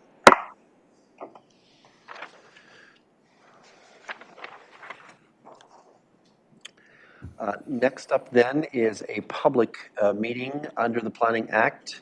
I welcome those who are attending this public meeting pursuant to the Planning Act for a proposed amendment to the North Perth zoning bylaw. This is a statutory public meeting to deal with an application for zoning bylaw amendment number ZBA 06-2023 by Weaver and Mary Martin, affecting property described as South Part Lots 27 and 28, Concession 3, Elma Ward, Municipality of North Perth. Correspondence, reports, and comments received regarding this application will be considered by council. Those in attendance remotely wishing to make comments concerning this application will be given the opportunity to do so. Anyone wishing to appeal council's decision in this matter must make verbal submissions during this public meeting or have made a written submission to council. Those wishing to receive notice of the decision regarding this application must notify the clerk via email or telephone, giving their mailing address and telephone number. This time I will call for a summary of this application, which will be offered again by Mr. John Bice, planner for the County of Perth, who works on North Perth files. Mr. Bice, you're up again. Thank you, Mayor Kaysenberg and Council. One thing I just wanted to address was one thing that was missed in the bylaw for this one. Was permitting the existing use. So permitting the existing tile manufacturing facility that needs to be included in the bylaw, and that was missed. So apologies on our behalf. But that we'll get into this. So the property is currently located at, well, let's see here, it's line 81, and that's south of Listowel, southeast of Listowel there. The owners are Mary and Weaver Martin. The agent is Scott Patterson. And today's date's June 19th. So the property is currently zoned agricultural special A-69, and it's got a natural resource and environment 2 and RE2 zone as well on the property. The proposed amendment is to change the zoning on the lands as follows. So it's to rezone a portion of the property from the site-specific A-69 zone to an ACM agricultural commercial industrial site-specific 24 zone. And that would be under number 1 on that image there. The second one would be that a portion of the natural resource environment 2 zone be removed and placed within the agricultural zone, and this would be to fix a mapping error, and that is by number 2. And then number 3 is that the remaining land be rezoned from the A69 zone to the agricultural zone. The site-specific nature of the ACM-24 zone, which is being requested, is to establish a minimum parking requirement of 5 spaces, whereas the North Perth zoning bylaw requires 24 for this facility. So OMAFRA issued publication number 851, which is titled Guidelines on Permitted Uses in Ontario's Agricultural Areas. And this was to aid decision makers, farmers, and others in their interpretations of policies within the provincial policy statement. Section 2.2 provides guidance and direction for farm-related commercial and industrial uses, which is proposed here. So Listowel AgriPipe is the company that manufactures the agricultural tile on the property. And they produce tile for farmers, farm drainage tile installers, and many other agricultural-centered consumers. Agricultural tile is considered an agricultural-oriented product as per Section 1 of 2.2 in the OMAPRA guidelines. Number 2 says that these uses shall be compatible with and shall not hinder surrounding agricultural operations. And the applicants have submitted an MDS calculation, which has indicated no conflicts with neighboring livestock facilities. The agricultural tile manufacturing use is permitted within the site-specific A-69 zone and has been operating since 2015. The owner of the business resides on the property with his family and operates the dairy operation as well on the subject property. The proposal to increase the manufacturing building's square footage would accommodate the way the drainage tile is produced. So essentially, the agricultural tile is collected on reels and then stored. And in this image, you can kind of see the agricultural, the reel in blue and the agricultural tile in the black color there. So currently, the drainage tile is zigzagged, as you can see in the image as well, throughout the manufacturing shop before it is coiled up onto the reels that currently spill outdoors, as you can see. Increasing the size of the manufacturing business would allow the business to conduct manufacturing and collection of the tile all within doors. No proposed expansion to the manufacturing production line is currently being sought. The expansion of the building would be approximately around 800 meters squared. Section 3 of the OMAFRA guidelines then goes into detail about the agricultural, commercial, industrial operations must be directly related to farm operations in the area, and staff are supportive of that with the business as well. Staff also are under the opinion that the agricultural tile manufacturing supports agriculture and provides direct products to the farm operations as a primary activity. The agricultural tile manufacturing business meets the PPS definition of an agricultural related use. So the Perth County Official Plan, Section 5510, specifically B, states that the size of the ACM use shall be limited to the minimum necessary to support the use. Listable agri-pipe has a large need for outdoor storage, as you can see by this image. So outdoor storage of the drainage tile occurs due to the nature of the tile manufacturing business. The manufacturing machine that fabricates the drainage tile is difficult to reset depending upon the selected drainage tile size for manufacturing. It takes time to reset the machine to different lengths, widths, heights of the proposed drainage tile. This is why listable agri-pipe produces a large stock or a large quantity of tiles at a certain size parameters for weeks at a time before switching out the machine to then go on to a new sizing requirement. Once that machine has produced enough tile for a certain parameter, listable agri-pipe then can go in and change the settings. So the new site-specific ACM 24 zone will establish the zone limits for outdoor storage of the tile business at 4.3 hectares or approximately 10.8 acres. And this is considered minimal amount of land necessary for listable agri-pipe to support the use and its servicing needs. All manufacturing will be conducted indoors. The area to be zoned ACM-24 is bordered on the east and west sides by a large row of evergreens that will buffer the ACM zone. Site plan approval is also required for the proposed expansion. So this slide is just to kind of showcase to council similar industries that accommodate agricultural tile. One of them is in Dufferin County, and that's Maple Ridge Plastics on the left. As you can see, both, the other one would be Armtech Inc., which is in Walkerton on the right. As you can see, both use a large quantity of land.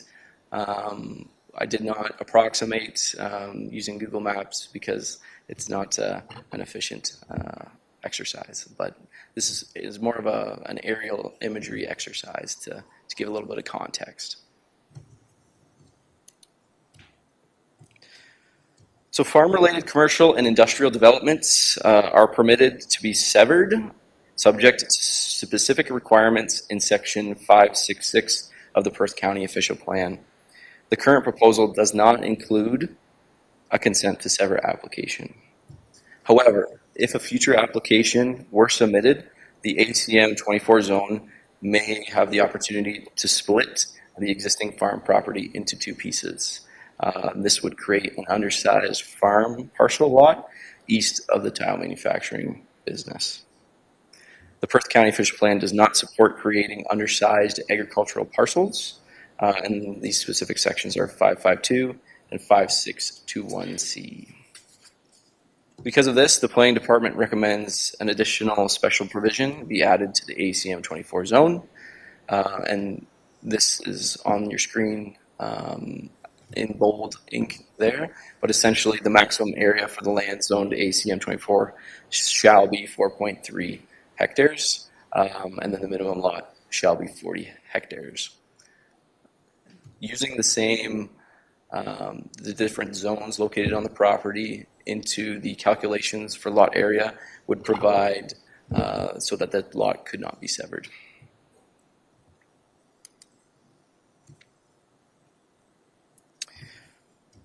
So the ACM 24 zone, the proposal is required to have 24 parking spaces according to the warehouse and industrial establishment parking provisions in the North Perth zoning bylaw. The applicants are requesting site-specific relief to achieve 5 parking spaces rather than 24. The Planning Department is satisfied with this request to reduce the parking requirements because most employees arrive to the site on bicycle. The business is owned and operated by the family living on the subject property. negating the need to provide a large number of parking spaces. There is adequate space for parking on the property that's not zoned ACM for the Martin family. An area that is, so we're going to talk about natural resource environment now, an area that is zoned NRE2, and we can go quick back to the beginning. So that area to the, just north of that A69 number on that screen, currently is zoned natural resource environment 2. This is a mapping error, as aerial imagery and site visits have indicated that there are no natural resource features there. Staff are satisfied that removing the NRE2 zone for that specific section is adequate, and changing the zone to the A, the agricultural, is sufficient. The remainder of the property that was zoned A69 will be rezoned A, or agricultural, to reflect the continued agricultural use on the property. The planning department has no objections to the request for the remaining agricultural zone.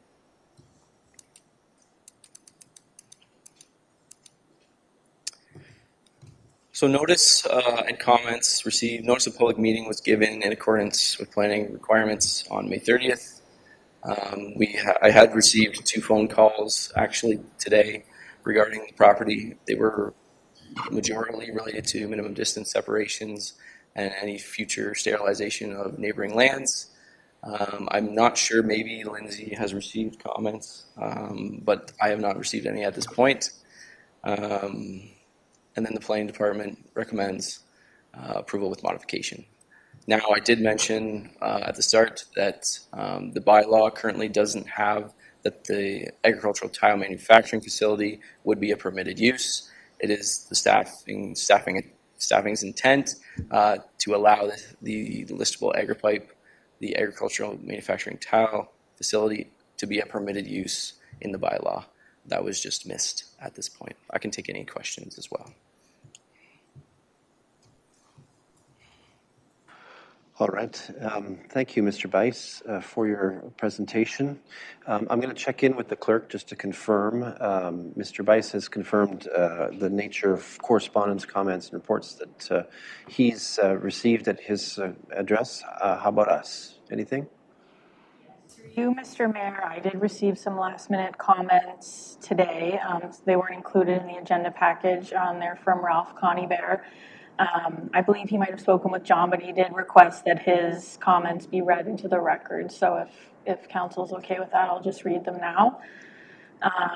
So good morning, my name is Ralph Coneybear from Conley Farms, and I own property adjacent to and across from Listowel Agri-Pipe. I do not have objections to the application to rezone a portion of the property to agricultural, commercial, industrial zone. But I do require written assurance that this zoning change will not impede future building on either of my properties. Future building could include building more chicken barns or replacement residence on 5474 line 81, or future building of a residence or agricultural buildings barns at lot 29 concession 4. This property is across from 5384 line 81. No 911 number is available for this property. Okay. Mr. Bice, do you have any comments about that correspondence? Yeah, absolutely. Through you, Mayor Kaysenberg. The phone call was essentially to discuss some surrounding properties. You can actually see the chicken barn located at the very far western extent of this image. That is one of the properties. The other property is the small sliver of looks like maybe hay or something that's just south of line 81. Kind of in the center of the bottom center of the image. So those were the 2 properties in question. Essentially, Mr. Coneybear's questions to me were, would this new proposal have any effect on sterilizing any future proposals of his to include any sort of additional livestock facilities on these proposed properties, as well as any future expansion of residential or dwellings as well. And I had indicated to him that the proposed buildings are located actually further away than the existing sensitive land use on the property, which is the existing dwelling and the existing livestock facility that would need MDS calculations from. So essentially, the proposed ACM use could be considered a type A use in the minimum distance separation guidelines. However, they are separated further away than there's the existing uses on the property. Okay. Let's turn our attention then to anyone wishing to make comment. At this point, I'll call for those who may be in favor, other than the applicant, to come forward and make comments. Ms. Klein, are we aware of anyone online? No. Okay. Anyone in the room wishing to make comments other than the applicant? Seeing none, I will call for those who may be opposed to this proposition to come forward and make their case. We don't have any online who have so indicated. Anyone in this room wishing to make their case? Seeing none, the opportunity is now available to the applicant or the applicant's agent to address council. It looks like Mr. Patterson is approaching the podium. Welcome, Mr. Patterson. Good evening, council. You'll need to turn on the microphone as well. Good evening, council. Again, Scott Patterson here on behalf of Weaver and Mary Martin. Thank you for the opportunity to speak before you this evening. Thank John Bice for that presentation as well. I'm pleased to say that I'm here in 97% support of the application the way it's presented this evening. So for council's consideration, I would ask for 3 modifications to what was presented. So as noted, we've applied for 10.8 acres of the property to be rezoned as ACM-24. This is carried forward in the bylaw that was presented and part of the package for council's consideration.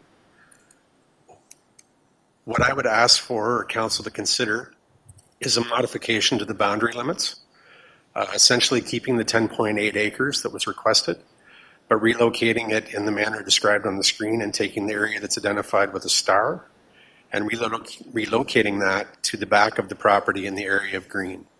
The 10.8 acres is equalized. It looks like an optical illusion, but they are actually exactly the same area.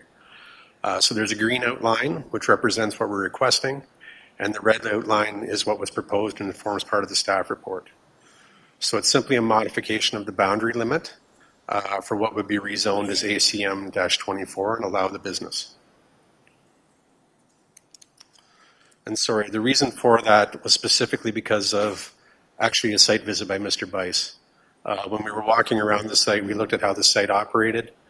John asked some very pointed questions about how things were done. He suggested to Mr. Martin that, you're going to have to move a lot of stuff to get it over into the area that you're rezoning as ACM-24. We took a look at it after John left, and we both agreed that, yes, that made total sense. So the area in green along the western property boundary at the back of the site is actually meant just to capture existing, what's there today, so that Mr. Martin doesn't have to relocate everything to a different part of the property. And as noted in the staff report, there is no opportunity for outdoor storage in front of the property. So removing the area with the green star and adding it to the back of the property is a net benefit. It serves Mr. Martin, and it actually precludes the ability for any outdoor storage in the front of the property or industrial or commercial buildings in that area going forward. So the modification, as you can see on the screen, is basically to take the area in red and exchange it with the area in green. And that's simply a modification to the zoning figure that's attached to the bylaw. So I would ask council to consider that tonight as a modification as part of your considerations. As noted, the area is exactly 4.37 hectares, so 10.8 acres is consistent between the two. It's a redistribution of the area that was proposed along Line 81 to the rear of the property to assist and recognize the current outdoor storage configuration, as I noted. The ACM zoning requires a lot frontage, a minimum of 45 meters. With the reduction or the change that we're doing, we're down to 30 meters. So that's point number 2 that I would ask council to consider. I would ask council to support the staff report and recommendation for the 10.8 acres in total, with the minor boundary adjustment that I'd noted and the reduction in frontage. And again, Mr. Bice had noted the other concern that I found in the bylaw, and my apologies, I thought of that in the drive-in tonight. The site-specific zoning doesn't actually say that a drainage-style manufacturing facility is permitted. So we definitely need to include that in the zoning bylaw as well to recognize it. And I don't know if this warrants a deferral. If it does, we're completely fine with a deferral this evening. If there is an opportunity for council to make the modifications and proceed to pass the bylaw, we'd be more than happy to support that as well. So if there's any questions or concerns, I'd be happy to answer them at this time. All right. Thank you, Mr. Patterson. I think the appropriate next step actually is to ask Mr. Bice for his comments on the proposed revisions that have been advocated by Mr. Patterson. If you don't mind, Mr. Bice. Thank you through you, Mr. Mayor. So, yes, Scott and I have had a couple of conversations now regarding this proposed amendment. It's kind of been a little bit last minute regarding the change in the ACM configuration. In general, we are supportive of the configuration change, and that's due to the fact that the lot, we've put in the provisions that the lot can't be severed. So essentially the reduced lot frontage of 30 meters really would play a factor if that was a newly created lot. And the existing driveways are as such. So we've had some conversations about that as well. Now regarding the, I guess what else has been, I think I had mentioned the permitted uses side of things. Yeah, staff are supportive of including in the bylaw that the tile manufacturing facility be a permitted use in the site-specific ACM 24 zone. And I can elaborate or take any questions as well. All right, so my obvious question is, there's a request that we could deal with this tonight after this public meeting when council comes back into session. Should we defer in your professional judgment, or should we proceed in your professional judgment? I think a deferral, in my professional judgment, would allow an appropriate look at the bylaw as things have been changed. So I think a deferral, in my professional opinion, although we may be supportive, would be best here. Okay, thank you. Let's turn to council for questions. Anyone have questions on this file? Deputy Mayor Kellam. Yes, through you, Mayor Kaysenberg. Just to be clear, the modifications that are being requested, is it going to affect any of Mr. Conybeare's comments at all? Through you, Mayor Kaysenberg, the buildings that are proposed are situated, they haven't changed. So the the MDS calculation that was submitted won't be impacted, as well as the fact that the proposed expansion and proposed future cold storage facilities remain in their current states as submitted. Okay, thank you. Okay, anyone else? Councillor Rothwell. Thanks very much, Mayor Todd, and thanks, John, for your presentation. And thanks also to Scott for your presentation. This is a very exciting proposal by the Martins.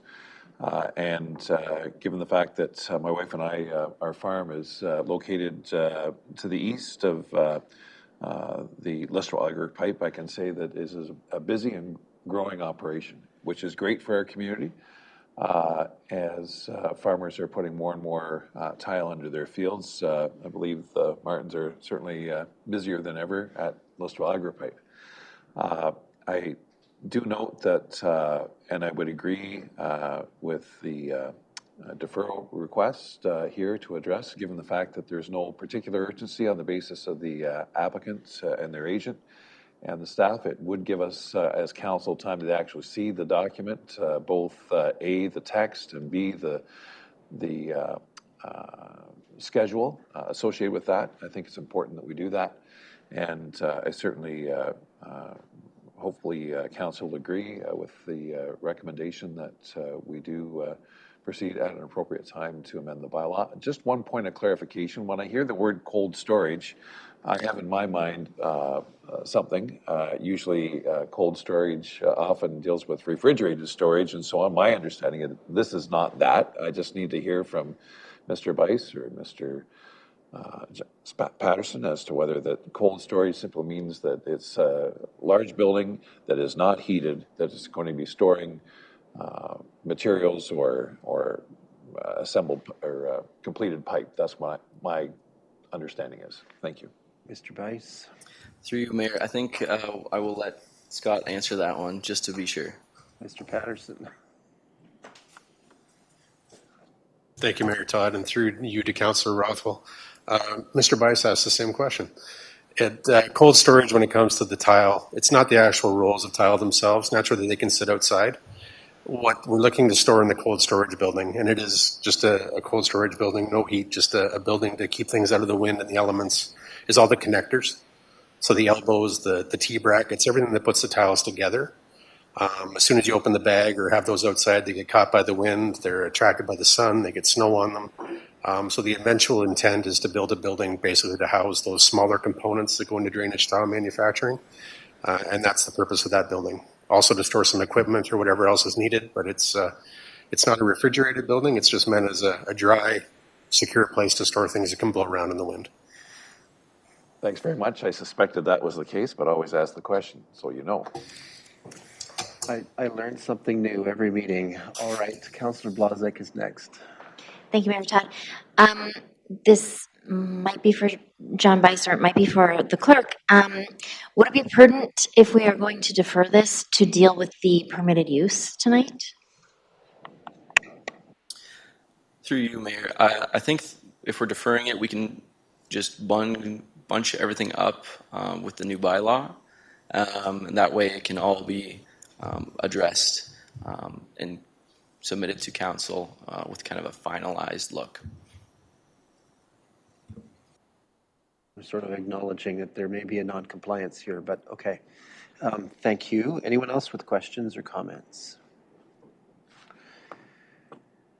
I have to admit, I was thinking that maybe it's a good marketing angle to say that you're putting parts of your tile in the fridge. I don't know. Maybe that's advice to the Martins, just something that you can use in your competitiveness.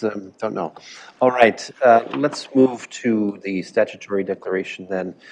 Notice of the decision of council will be given in accordance with the provisions of the Planning Act.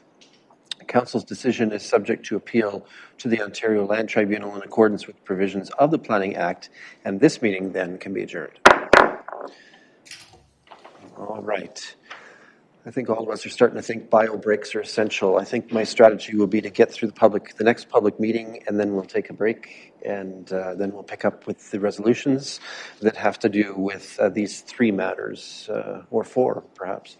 All right, so here we are, another Planning Act meeting. Welcome to those who are attending for the purposes of a public meeting under the Planning Act for proposed amendment to the North Perth zoning bylaw. This is a statutory meeting. We should bring Councillor Johnston back in. Good point. Did you take a nap?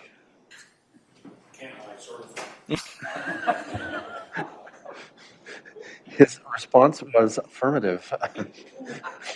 This is a statutory public meeting to deal with application for zoning bylaw amendment number ZBA 21-2022 by Fay and Tyrone Cross, affecting property described as South Part Lots 7 and 8, Plan 152, North and South Main Street, Listowel Ward, Municipality of North Perth, 555 Main Street West.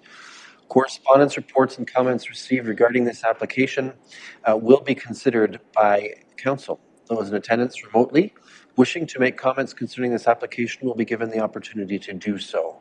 Anyone wishing to appeal council's decision in this matter must make verbal submissions during this public meeting or have made a written submission to council. Those wishing to receive notice of the decision regarding this application must notify the clerk via email or telephone, giving their mailing address and telephone number. Mr. Bice is again before us to present to council on this particular file, and I yield the floor to him. Thank you, Mayor Kaysenberg and Council. So this application is for zoning bylaw amendment 21-22. The owners are Faye and Tyrone Cross, and the applicant is TPIC Holdings through Kim Jones. The property is located at 555 Main Street West in Listowel, and it's in between the downtown and Highway 23 along Main Street West there.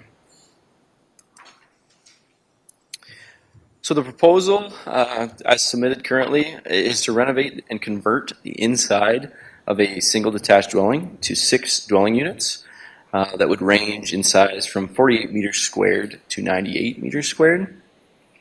The existing detached garage is proposed to be converted to 2 future second dwelling units with a total of 8 units proposed on the property, of which will include 1 and 2 bedroom units. The application is to change the residential R4 zone on the property to a residential 5 special zone to permit a converted dwelling with more than 4 units. The R5 zone permits a minimum of 5 converted dwelling units and a maximum of 7. The site-specific relief requested is to permit a maximum of 2 second dwelling units within the accessory structure on the subject property. So the Perth County official plan specifies that second dwelling units within the serviced urban areas must conform with the Perth County official plan policies. Listowel is North Perth's largest serviced urban area. Perth County official plan amendment number 202 has the effect of amending section 6.3a in the Perth County official plan. This new OPA 202 was a recent consolidation and provided new criteria to assess second dwelling units. One of those criteria is that a maximum of 1 second dwelling unit is permitted per primary dwelling. The applicants are requesting 2 second dwelling units, therefore an official plan amendment is necessary. The applicants will need to apply for an official plan amendment prior to the current ZBA application. The proposal does not currently conform with the Perth County official plan.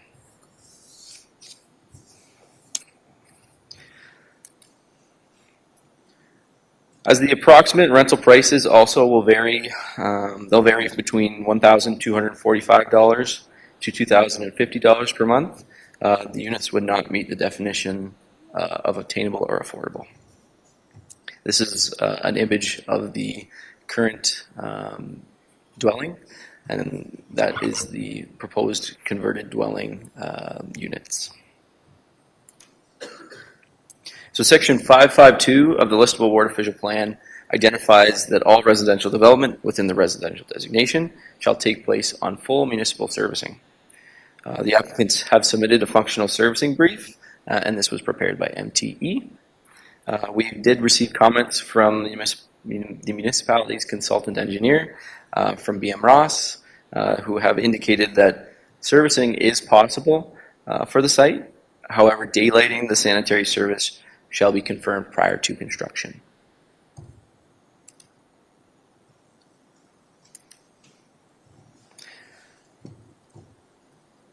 Section 554 of the Listowel Ward Official Plan directs that where opportunities exist, Council will favor residential intensification and redevelopment over new green land residential development as a means of providing affordable and efficient infrastructure and public service facilities.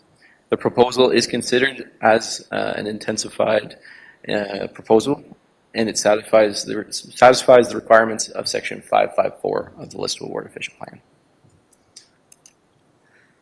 So besides the conversion of dwellings needs to be addressed as well in the Listowel Ward Official Plan. And this is the section that deals with multiple residential uses, which is section 5572. The proposed units, like I had mentioned earlier, will range in sizes, and this will enrich the size of rental housing options for residents of Listowel, utilizing the existing housing stock to intensify, and produce an expanded rental housing supply is considered an efficient and creative reuse of the site. The location of the property provides for ample opportunities for active transportation. This means that most errands can be accomplished on foot. The property is also located west of the listable downtown and is proximate to a number of existing schools, churches, and parks throughout the immediate surrounding community. The proposed development has driveway access and provides for parking on site that will be screened by the landscaping. The North Perth zoning bylaw identifies requirements for second dwelling units in accessory structures, and this section is 515. The detached garage does not meet the 3.5 meter on one side and 4.5 meter on the other side. Side yard requirements for an interior side yard setback is proposing 2.4 meters. Nor does it meet the 7.5 meter rear yard requirement, which it currently proposes 4.6 meters. Therefore, a planting strip, as per section 522, is required along the western and northern property lines, as per section 515. The total floor area of the two proposed second dwelling units does not exceed 125 meters squared, so this requirement is met as per section 515D. The garage is within 45 meters of the primary dwelling unit, which meets the criteria of section F as well. The required front yard setback is 7.5 meters, and currently the front yard setback is unknown. Additionally, the required building height maximum is 12 meters, and this height is also unknown. Parking requirements for the proposed converted dwelling are 1.5 spaces per converted dwelling unit and 1 space per second dwelling unit. So the parking requirements have been achieved as submitted. Notice of public meeting was given in accordance with Planning Act regulations on May 30th. Staff recommend that Council defer consideration of the zoning bylaw amendment application to allow the applicants to submit an official plan amendment.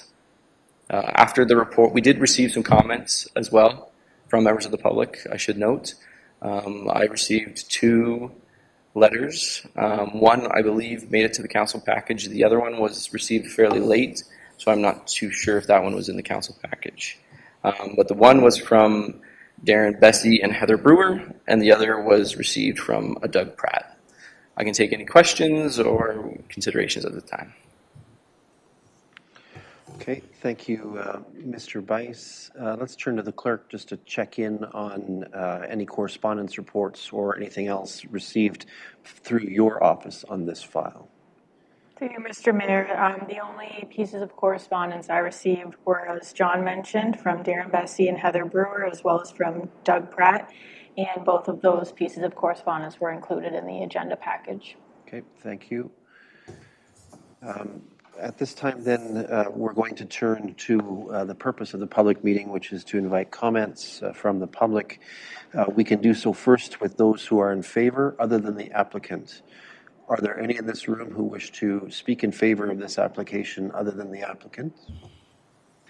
And Ms. Klein, nothing online, thank you. Next, then, we turn to those opposed who wish to speak to this application. Are there any in this room so inclined? Ms. Klein, nothing. Okay, thank you. Opportunity for the applicant or the applicant's agent to speak to council on this occasion. Is the applicant present or their agent and wish to speak? I believe Kristen is online. Yes, Kristen from GSP Group is online. Are you Kim or? Oh, okay. Did you wish to speak or? Okay. Okay, so we're going to hear from the agent. Is that what I'm to understand? Yeah. All right. Ms. Klein, can you tell us the name of the agent just so that we have that formally? Yes, her name is Kristen Barrisdale from GSP. Thank you. Kristen, if you're with us, you're welcome to take the floor. Good evening, Mayor Kaysenberg and members of council. Are you able to hear me? We can hear you. Excellent. I am here to speak on behalf of TPC Holdings and Kim Jones with respect to the proposed development. We had assisted with the preparation of the scoped planning justification report that have been submitted with the application package to the municipality. I have since had some subsequent discussions with Mr. Bice regarding the proposed zoning, as well as the possible official plan amendment. We recognize that the recommendation before you this evening is for a deferral, and we agree with that recommendation. We would like to continue to pursue discussions with Mr. Bice in terms of the proposed zone change application, as well as the possible OPA, so that when the matter comes back in front of council, we can have adequate answers to some of the outstanding questions pertaining to affordable housing, number of units, and maximum number of units permitted on site. We are in receipt of some of the comments received from the public in advance of this meeting. I'm happy to answer any questions that you may have or any members of the public may have at this point. All right, thank you very much. That certainly gives us the opportunity to turn to council for questions. Councillors have any questions about this matter? Anything that you want to be addressed at this point in time? Okay, I'm not seeing any hands raised. Councillor Rothwell. Thanks very much, Mayor Todd, and thanks, John and Kristen, for your presentations. My question just goes back to the report again. Could you, John, go into more specific detail with respect to the provincial changes under Bill 23, I think it is, in particular, regarding additional dwelling units in accessory buildings, and just in terms of the priority or the provincial requirements, and as to whether they trump the list ward official plan or county official plan policies. I just want to be clear on that. So thank you. Yeah, thank you. Through you, Mayor Kaysenberg. That's a great comment to make, great question to talk about here today. Essentially, Bill 23, what it did is it essentially provided some parameters that states that no official plan or zoning bylaw may prohibit. So essentially what it does is it provides minimum requirements from the Planning Act. So essentially 2 additional residential units in the primary dwelling, or 1 additional dwelling unit in the primary dwelling and 1 in the accessory structure is what is come forth with Bill 23. Okay, thank you very much. Yeah. Sorry, just there was actually a sort of hint of another potential question there, and I'll ask it. So you said the floor requirements, baseline requirements, right? 2 ADUs, either in both of them in the primary dwelling or 1 in an outbuilding. But is that a minimum? Like, could we go higher than that? Yes, through you, Mayor Kaysenberg, yes. That's what the official plan amendment for 2 additional dwelling units would achieve, right, is to go higher than that. There's nothing in Bill 23 that would restrict going higher than the parameters set. Okay, it's at this point that the official plan prohibits that number. Currently, the Perth County official plan limits the number of accessory dwelling units within a detached structure, right, to 1. Okay, got it. Anyone else with questions or comments at this point? Okay, I'll read the statutory notice as follows. Notice the decision of council will be given in accordance with the provisions of the Planning Act. Council's decision is subject to appeal to the Ontario Land Tribunal in accordance with provisions of the Planning Act. And with that, we can adjourn this public meeting, and Mr. Bice gets to sit down. That's a nice opportunity for him. All right, I'm going to close bring to a close with the resolution with council's consent the public meetings, and then we're going to break. I have a resolution for our consideration as follows. The public meetings under the Drainage Act and Planning Act are now adjourned at 9:12 p.m.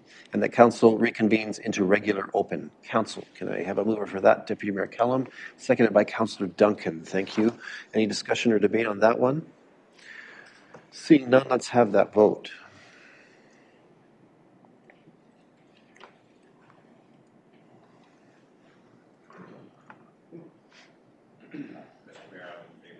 All right, eScribe has fallen asleep on us. Okay, so it looks like we have everyone accounted for, and that's carried. Thank you.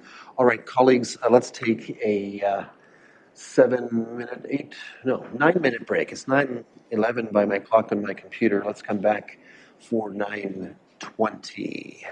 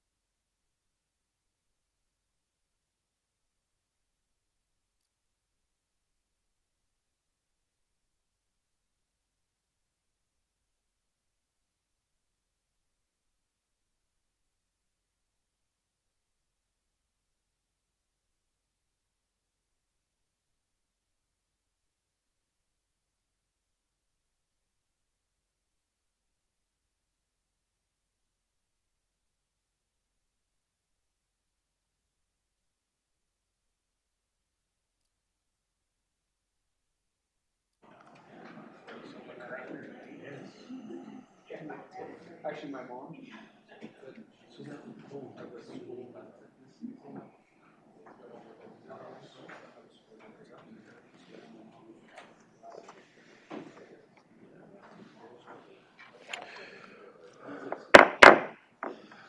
Okay, so we're back in session, and we have a whole bunch of resolutions and bylaws and so forth to consider, resulting from the four public meetings. The first is pertaining to item 4.2, which is about drainage and the Mueller Municipal Drain. I have a resolution as follows. The Council of the Municipality of North Perth accepts the Mueller Municipal Drain Report dated May 4th, 2023, prepared by Spreet Associates, Engineers and Architects. Can I call for a mover? Councillor Nordum, thank you. Seconded by Councillor Blazak. Any discussion or debate on that one? Seeing none, let's have that vote.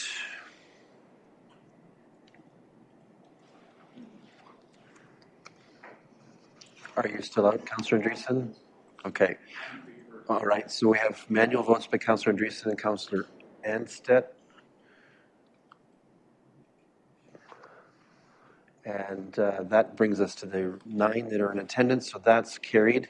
I'll ask my colleagues to just hit the home icon on eScribe and then jump back into the agenda item or the meeting item. I'll have to register manual votes For the rest of the evening. Yeah, Okay. thank you. Good to know. Thank you. Next resolution is as follows: that the Council of the Municipality of North Perth will hold the Court of Revision for the Mueller Municipal Drain on July 24th, 2023 at 6:30 p.m. Can I call for a mover on this one? Councillor Johnston, thank you. Seconded by Councillor Anstedt. Any discussion or debate? Councillor Johnston.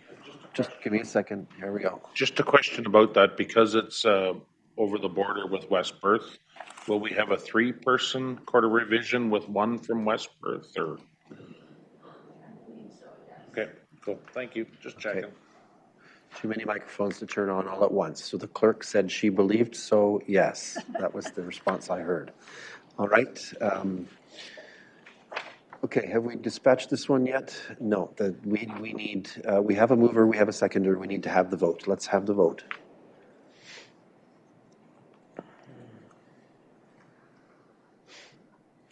And Councillor Andreessen is registering a manual vote in favor. And with that, we have 9, so that is carried. Thank you. Next up is the bylaw for this, the bylaw number 71-2023, being a bylaw to provide drainage works, Mueller Municipal Drain, be introduced, read, and considered read a first and second time, these tricky ones, and be provisionally adopted, and that the said bylaw be signed by the mayor and the clerk and be sealed with the seal of the corporation. Can I call for a mover? Councillor Rothwell, thank you, and Councillor Andreessen. The clerk's trying to keep me on my toes. All right, any discussion or debate? Seeing none, let's have that vote.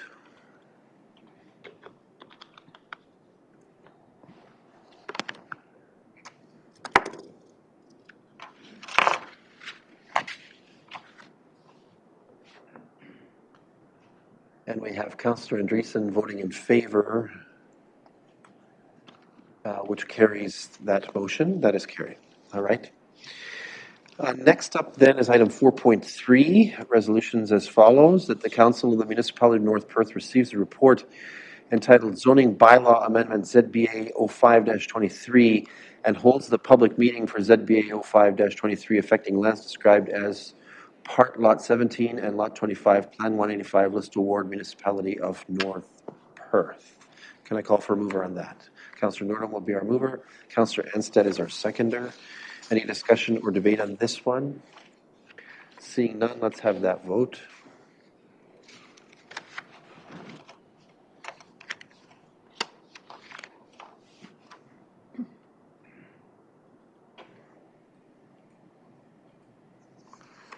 And Councillor Andreessen, what say you? In favor, all right. And now we have the 9 votes accounted for. That matter is carried. Next up is the bylaw proposition here that Bylaw number 70-2023 being a bylaw to amend the Municipality of North Perth List to Award Official Plan Amendment number 37 be introduced, read, and considered read a first, second, and third time, and be finally passed, and said bylaw be signed by the mayor and the clerk and sealed with the seal of the corporation. The clerk is looking at me and I'm looking at her. Before, sorry, through you, Mr. Mayor, before council passes that one, there should be one that has 3 clauses to actually receive the OP amendment adopted and forward it to the county. Thank you. I see it. Yep. Thank you. My bad. All right. Before that one, we have another one. That the North Perth Council receives the report entitled List to Award Official Plan Amendment number 37, affecting lands described as Part Lot 17 and Lot 25, Plan 185 List to Award Municipality of North Perth, and that North Perth Council adopts by bylaw List to Award Official Plan Amendment number 37, and that North Perth Council forwards the List to Award Official Plan Amendment number 37 to Perth County Council for approval. Can I call for movers? So Deputy Mayor Callan will move that, seconded by Councillor Rothwell. Thank you. Any discussion or debate on this one? Seeing none, let's have that vote.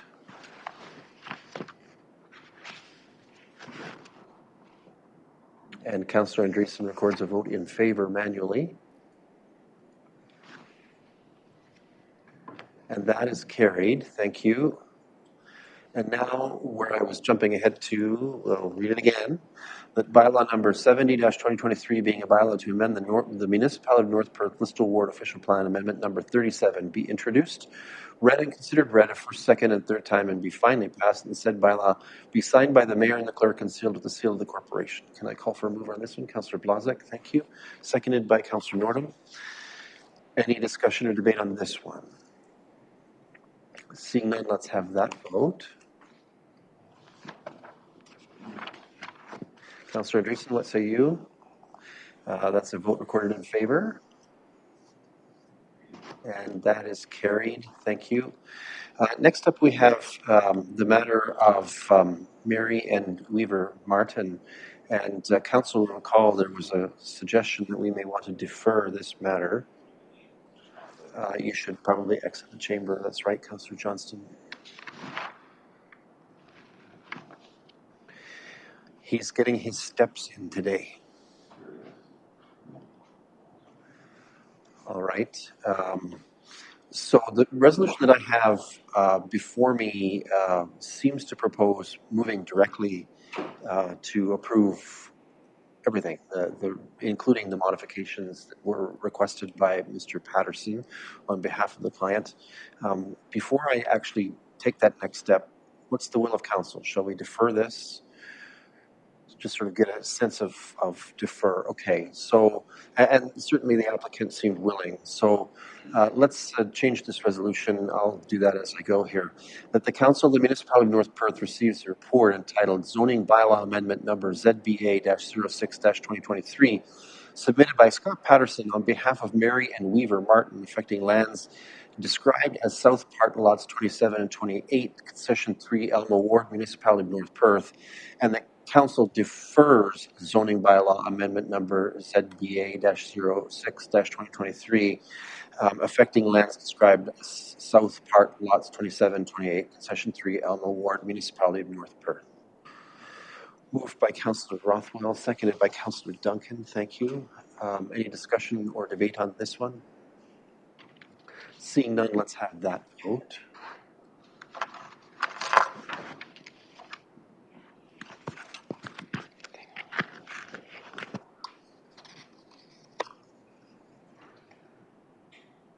Councillor Andreessen, what say you? You're in favor?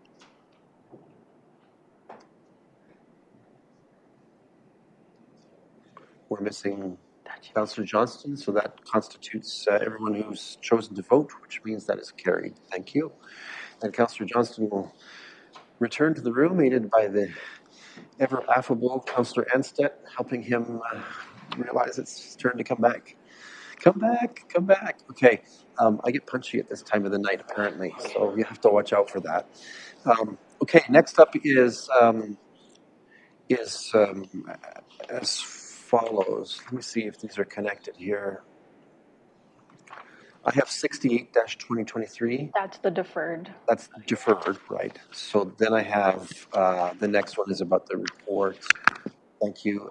So next up is item 4.5, that the Council of the Municipality of North Perth receives a report entitled Zoning Bylaw Amendment ZBA-21-22, affecting lands described as South Park Lots 7 and 8, Plan 152, North-South Main Street, List Award, Municipality of North Perth, 555 Main Street West. And that the Council of the Municipality of North Perth defers the application for zoning bylaw amendment ZBA-21-22 to allow the applicants to submit an official plan amendment to permit 2 second dwelling units within the detached garage on the subject property. And there might have been some other matters there, but I guess that's the general intent, right, is to address that one. All right, I need a mover for this one. Councillor Andreessen, thank you, and Councillor Blazek is our seconder. Any discussion or debate on this one? Seeing none, let's have that vote.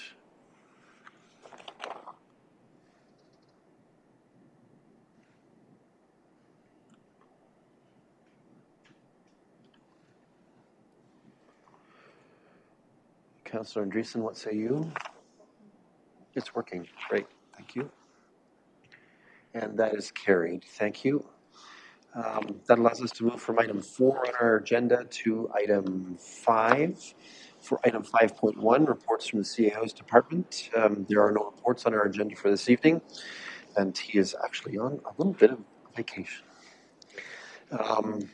For item 5.2.1, North Perth Manager of Strategic Initiatives, Jessica McLean, will introduce Carmen Reese, the project manager for Set 7, to give us an update on some strategic work that has been done to support decision-making by council related to the future of this initiative. So I'm going to first call on Ms. McLean to take the reins on the next item, perhaps introduce Ms. Reese, and then we'll allow you to call the shots from there. Welcome. Thank you, Mayor Kirstenberg, and good evening, Council. Yes, so tonight, Carmen Reese, our Set 7 project manager, is here to give a presentation, and then that will be followed by a report by myself. So I will call Carmen up to the podium now. Hello, Mayor Todd and Council. Thanks so much for having me. So I just have a few slides. It won't take too long. We just wanted to let you know a little bit about how Set 7 went this year, what we've accomplished, and to give you a little bit of the business background behind where we are now and where we potentially need to go. So with your permission, I'd like to get started.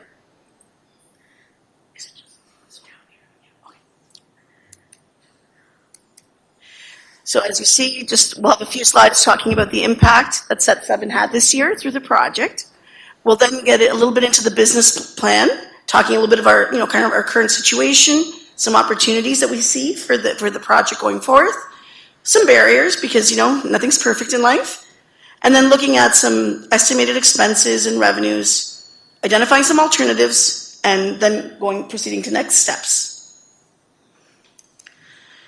So if we had to look at what the impact of Set 7 has been this year, it's on the community. It's been pretty impactful, I would say.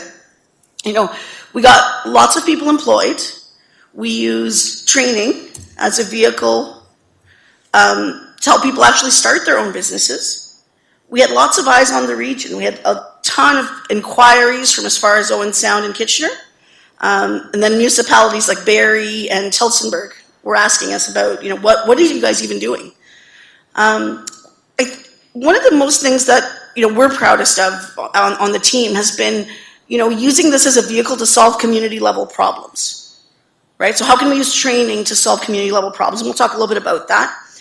And then getting more employers focused on training, because I think, we've got a lot of great employers in the region, but there's always room for improvement in terms of training our staff and giving people opportunities, especially in light of what we heard earlier from the school board and around retention.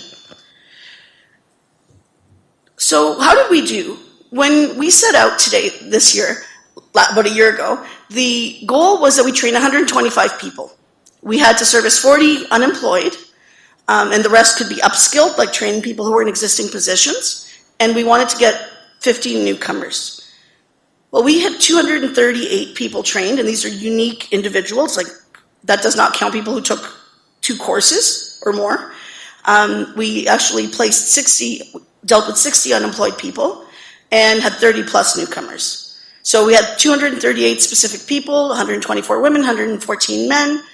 Over 75% of the people who were unemployed got jobs within 6 months of training, and the majority of those people were between 35 and 49, over 44%. So how did people hear about us? Well, a lot of them came from social media, just from our advertisements. Some of you may have seen some of the ads. We had almost a quarter of them came from employers. And then the rest were just a mix of employers either asked us for training or they sent people for training. So that in itself was almost half. So that kudos to the employers in your region for that. And then a lot of our partners, such as Conestoga College, Partners in Employment, were amazing referral points, right? We had really great partnerships, so that really helped. So what did we do? We talked a little bit about businesses, but we had, one of the things we ran was a program that trained individuals how to run home-based daycares. So we had 6 plus new daycares opening up across the region. That was 20 plus new daycare spots, just from a couple of courses. We had a food business, a trades business, and a bookkeeping business, all that started as a result of the training that we ran. You know, what kind of training did we do? So we ran over 40 courses. Some of them were 2 or 3 times we ran the same course. But a lot of them were things like regulatory training, like working at height, safe food handling, some soft skill stuff. We had some really great soft skills opportunities for folks to work specific, like our welding and construction and engineering courses. And then we had courses like for palliative training, PSW training with Lambton College and as such. So that takes us a little bit in terms of the good news, all the great things we did over the year.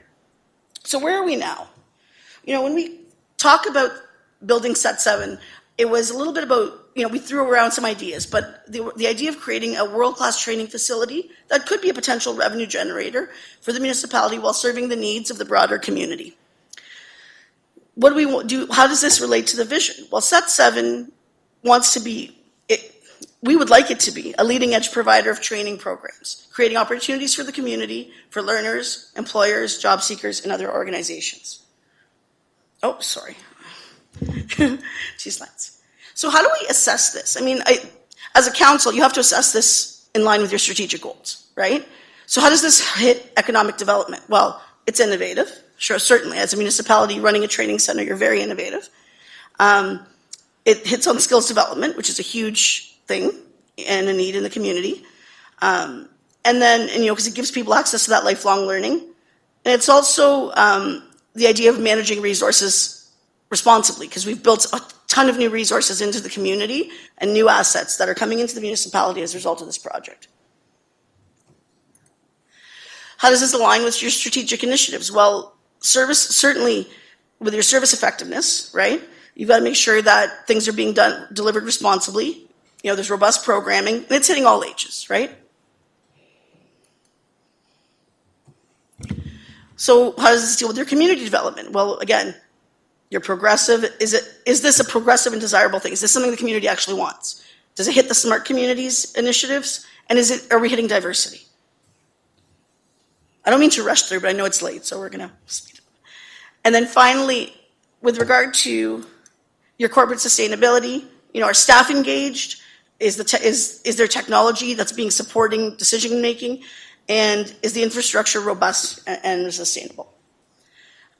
I think when we look at overall Set 7, you know, we did a lot of technical training, we did a lot of leadership training, we did a lot of compliance training.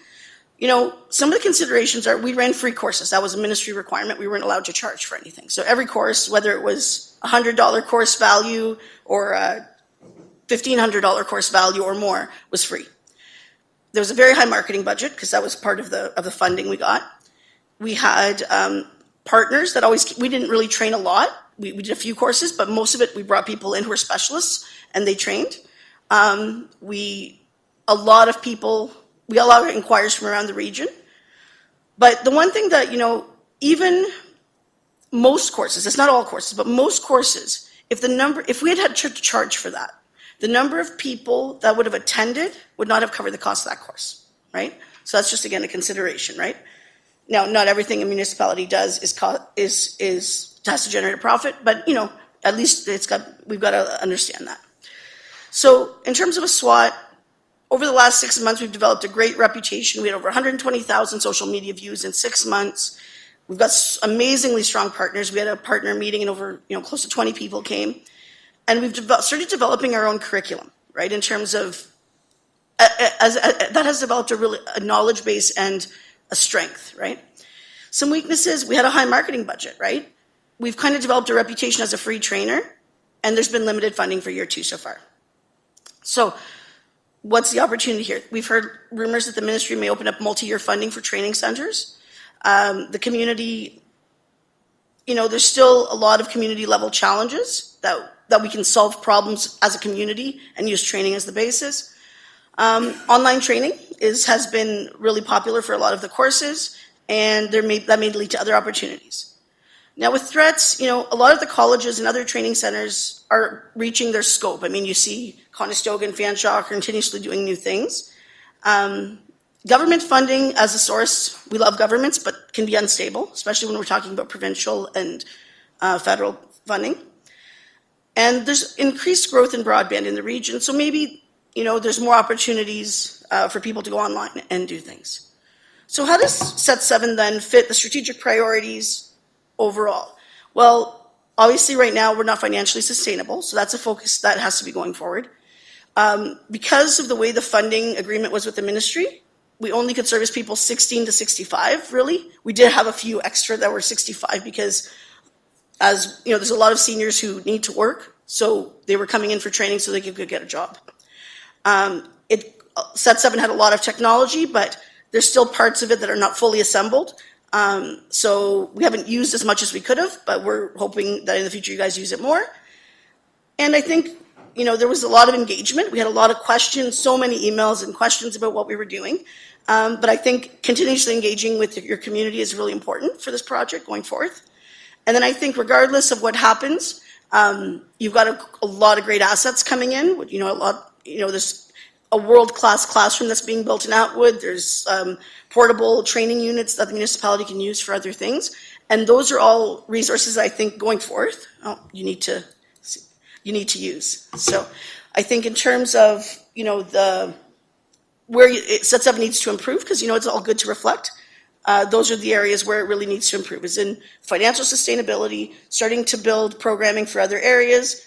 Continuously, we collected a lot of metrics, but continuously collecting more metrics, engaging staff and residents, and continuously and utilizing those resources.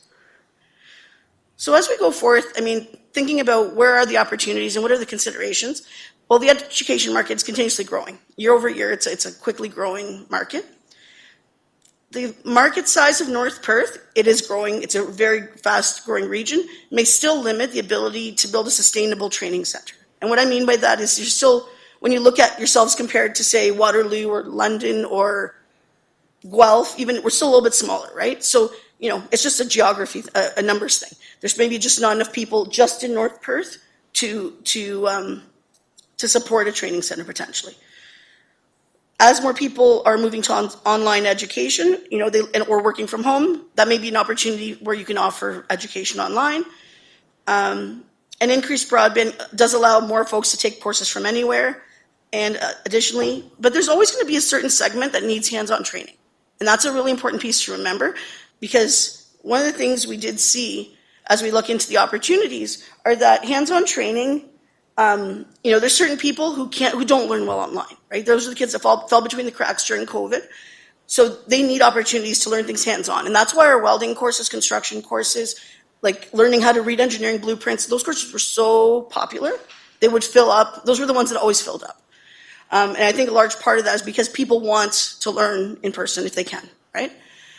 When we did a bit of a scope around the region in terms of training centers. In my day job, I'm a sustainability consultant with nonprofits. And, we did a bit of a scope. And, what made a successful training center was they did get some kind of permanent government funding from somewhere. They have a reputation for something, like, your unique value proposition, the thing that makes them tick, right? The thing that makes them special. And they've got mixed revenue streams. They're not just getting money from one thing, they're getting money from from a couple of different revenue streams, right? So if we looked at some local examples, we picked London because we knew they had some. They've got 4 or 5 of these centers, right? One, for example, deals with trades, and they do community college. They're actually a certified community college, but offer trades certificates. Another one, Leeds, who does work in the region as well, helps people with individuals. YOU services youth. The London Training Center does food training. ATN, again, individuals with barriers. And then Will Employment Solutions deals with newcomers. So when we looked at what makes these things successful, again, it's that multiple revenue streams. They've got steady multi-year government funding, right, from a provincial or federal source. And then they've got something that makes them just different, right, and somehow. So when we look at, what can Set 7 offer, and what does this do? Like, one of the things that, where there's opportunities are in developing your own classes. So, for example, we've developed classes for daycare. We've had some early requests for ESL, because the problem with the school board is that 2 problems. One being that they are at capacity, and there's not any further funding as of yet that we've heard. And the second being that the certain classes of individuals, if their SIN starts with a number 9, they're not eligible for school board, any kind of training from the school board. So those are your migrant workers, foreign students, anything like that. So that means that this is an opportunity where you guys can potentially create a course, whether it's paid for by employers or by individuals, and that's an opportunity there. So really, I always think about it in developing your own content that you can then sell or license to other small towns, because everyone's having the same problems. Dealing with regulatory and compliance, bringing in someone who does working at Heights, that's always going to be a requirement. That's always going to be an opportunity. You could buy courses from other people or license them. You could bring programs to the community. There are colleges in the United Kingdom that will franchise their degrees. So you, in theory, could be running a BA here from somewhere, right? I know, for example, Stratford does, Waterloo or whatever. So but you could even do it so that people could be running it here. It's a high revenue generating thing, but it's so far down the thing, right? And again, running your own courses, I think, is still a really good opportunity for you. But what does that potentially mean? When we look at solving your own issues as a community, that's training that you could offer. So, what do I mean by that? I mean, housing is a huge thing for every small town across southwestern Ontario, economic development, infrastructure. So you could be offering conferences for other municipalities, right? Or organizing events on these kinds of things, right? Because these are issues that are national. So in these, the way, like, the sweet spot would be to use some of your other assets, right? And what do I mean by that? You've got the conservation area, you've got pools, you've got parks, you've got the EMCC, and you've got Moncton, that are all great sites. You could, for example, have a housing conference for small town politicians and staff. In the morning they could be doing learning, and in the afternoon they could do some team building, hiking, outdoor activities, or site visits to other cool places in the region. You could be hosting an online event for economic development officers across the country, right? Detailing some of the challenges you're facing. You could have a conference on sustainable agriculture in partnership with agricultural associations. In the morning there's learning, in the afternoon there's some really cool farm visits looking at farm technology or something. And even going beyond that, certain professions such as lawyers, teachers, accountants, we all have to do professional development every year, right? So if you had an asset management conference targeted to municipal finance staff, right, talking about all the problems in asset management, that would count as CPA training hours, right, for CPAs across the region, and every municipality has a few. You could offer corporate training packages. There's tech companies in Waterloo that would love the green space you guys offer and doing some corporate training, right, around using some of your resources. You could lease out space to professionals that are looking to host things. So, for example, you've got 30-something computers that were a part of this program, right? You could lease that out to other banks or somebody else, McDonald's, who is looking to do corporate training. So those are assets that you can turn into revenue, right? The other idea being that you could bring, and we've had some conversations with the fire chief and some of the other professionals, bringing fire training here that services all of southwestern Ontario, right? And those are things that every small town has to do, and those are opportunities for you to turn it into things. So really, what does this mean? This means that, it takes another, like any business, it's going to take 1 to 3 years for you guys to solidify this project, right? You need 1 to 2 high revenue generating activities, right? So if you're looking at a product mix, if you had a business, right, you would have a product mix. You would have one thing you did, and then you might supplement your revenue with other things, right?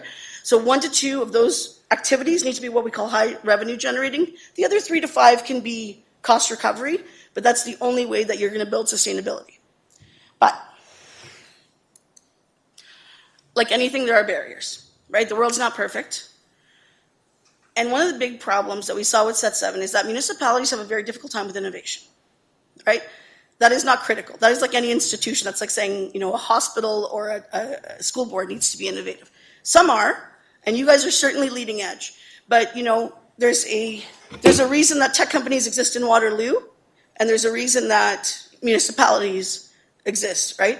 You guys have to succumb to fiscal responsibility, political pressure, reporting in government, and that sometimes goes counterintuitive to what we talk about creativity, because what's the first lesson they teach you is you have to fail and you have to fail fast, right? And as a municipality, you can't have too many failures, right? Because that's kind of goes against what you're doing, right? So how did that translate? So for example, some of the issues that we saw was that there were delays. There were things that we could have made decisions very quickly, but because we needed to work through a municipal structure, that caused delays, caused more reporting. It caused limits to what we could develop, right? So there were things that we thought, let's get moving on this, but there were limits to that because of the structure that we're working within. Increased processes. And again, and the other piece that, sometimes was a bit of a challenge was a little bit of an increased localism. So we could only service a very small geography because we were a North Perth project. And at times we maybe could have done better or marketed further and increased the awareness of what we were doing. But because we're working in this small municipality, that became a bit of a challenge. So what does that mean? If you were going to keep running Set 7, here are some very high level costs as to what we think it might cost you. In year 1, I think it would cost you about we would think it would cost you about $125,000. Year 2, $215,000, $250,000 by year 3, and so on. What does that include? I mean, you've got to have a coordinator. You've got to have somebody who deals with the public, answers the phone, runs some of the courses, does some of the marketing, runs the training programs, and can do a little bit of that. By year 2, to really grow though, you need a business developer. You need someone who's out there connecting with businesses. And we talked to a few businesses that came to our public session, and they were very interested in what we were doing, but just lack of time, we didn't have the personnel to be able to do that. So that's something that if you want to grow this, you have to invest in a business developer. We've had 2 requests already to quote ESL work from businesses in the region. We've already done that, but you may need an ESL teacher if that is something that businesses really have an interest in. And again, those are just some forecasts in terms of what things would cost and high level what you're looking at. What could it make? We think that the first year you're going to have a loss, right? If we're looking at maybe gains, maybe sales of about 30,000 in year 1, 100,000 in year 2, 200 in year 3, and so on. So it could grow, but again, it depends on what you put into it. I mean, really, what would it take to generate this kind of income? You need the right team. So you might need to find, I always call it a unicorn. You want to find that one perfect employee, right? That has all the skills that you need, like the marketing, the training, the teaching, to help you grow something like that. You're going to need an aggressive growth strategy, right? That's not limited by a governance structure. So what do I mean by that? I mean, if you've got something like a training program, right, that you're looking to grow, it can't be limited by the structure it sits inside, right? So right now it sits in a municipal structure. That is a challenge, right, for growth. It needs a business focus, not a government focus. Because really, if you're serving businesses, you need to be oriented, market oriented, and working with businesses, right? So what does that mean? We've pulled together this, and this is a team of about 5 of us that worked on this throughout the year. We've given you 4 options, right? And this is not with us, this is just generally the options that we see. One is that municipality continues to run Set 7. We see a higher risk of failure. We think that you should hire, that would probably involve you hiring a coordinator. Growth will be slower, probably more costly, and you can probably secure some more grants along the way because there's lots of grants out there, but it is going to be slow. You could operate this with a partner. There are other training centers in the region, regionally, like within the 4 counties region, and that would help you to share some of the costs, the risks, and the expenses. It might increase some bureaucracy, but it might also require you to have a more hands-off approach than if you were managing it yourself. There's management companies out there. You could source it to a management company. You would just determine kind of a budget and KPIs, and they might go forth. Or the other option is that we absorb some activities and assets into the existing municipal infrastructure, right? And and from there, you run some of the courses, like perhaps some of them can run through programs or something else, but that you wind down this identity of Set 7 after this year, okay? Our argument is that potentially the municipality should not be running Set 7. Your staff are already overworked. They're, many nights a week they're at meetings like this, and so we shielded them from the reality, and they shielded us from the political issues of running this kind of organization. It was, on average, we were working 100 hours a week to get 80 to 100 hours a week per role to try and get run this project. And again, that's the nature of these skills development fund projects. They're very quick and a lot of reporting. We think that, the more scrutiny and political pressure, it's especially difficult in a small community, right? Because you guys know all your constituents. And so people are going to be saying, well, what happened to this and what's that about? So that's not always good for growing an innovative project. And then further to that, there's not one municipally run training center that we can find that is financially successful. So what makes a good municipality maybe does not translate into an innovative training center. So if the municipality is running it, it may take longer than the 3 to 5 years, and it may never potentially see its full potential. So what do we recommend? We recommend that you look for a partner who's doing something similar to what you're doing right now. That helps you to share some of the costs. Someone regional who's got the infrastructure in place or is looking to grow.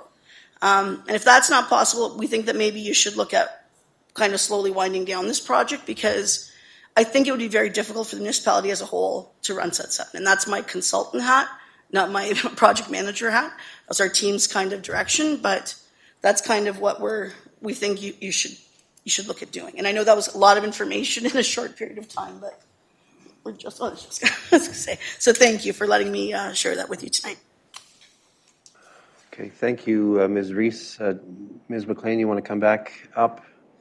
Are you going to switch topics to the next agenda item at this point then? All right, so there is a report before us, colleagues, item 5.2.2. It follows in the heels of the presentation that Ms. Reese made, and Ms. McLean is going to present. Welcome.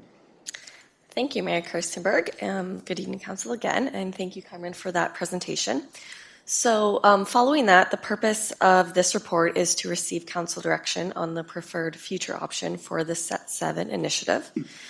As demonstrated in the previous presentation, year 1 of the project was extremely successful. And to build on this success, the municipality submitted a funding application to round 3 of the Skills Development Fund in early 2023. Unfortunately, staff received correspondence from the province in early spring that the municipality's application was not selected for funding. Based on learnings and data gathered from year 1 of Set 7, as well as stakeholder feedback and market trends, 4 options have been identified for the future of Set 7. The Set 7 Steering Committee recommends to Council that a hybrid option of 1 and option 2 be put forward. This would include the municipality continuing to operate Set 7 for the remainder of 2023 and into 2024, with the Set 7 Steering Committee engaging in discussions and implementing steps to procure a partnership The goal would be to have a partnership established by the end of 2024. In order to implement this hybrid operating model, it is recommended that the municipality hire a training coordinator to continue the administrative and coordinating functions of Set 7. These duties would include working with stakeholders to identify community training needs, scheduling courses and instructors, recruitment, marketing, employer outreach, occasional course delivery, and also looking at available grant funding applications. Existing capacity limits do not allow for Set 7 coordination work to be absorbed by current municipal staff. In terms of the transition to a partnership model, several potential partners have been identified. It is the vision of the Set 7 Steering Committee that Set 7 partners with an established training partners to create a regional training organization. This would eventually take the form of a nonprofit organization or social enterprise. This would allow the municipality to take on the role of supporter of the regional training organization rather than the operator of Set 7. As mentioned previously, North Perth SDF Round 3 funding request was not successful. Therefore, an amendment to the 2023 North Perth budget is being requested through the allocation of $75,000 to the Set 7 project. These funds would come from the Strategic Initiatives Reserves and would support project staffing costs. This amendment will be brought forward by the Treasurer later in tonight's meeting.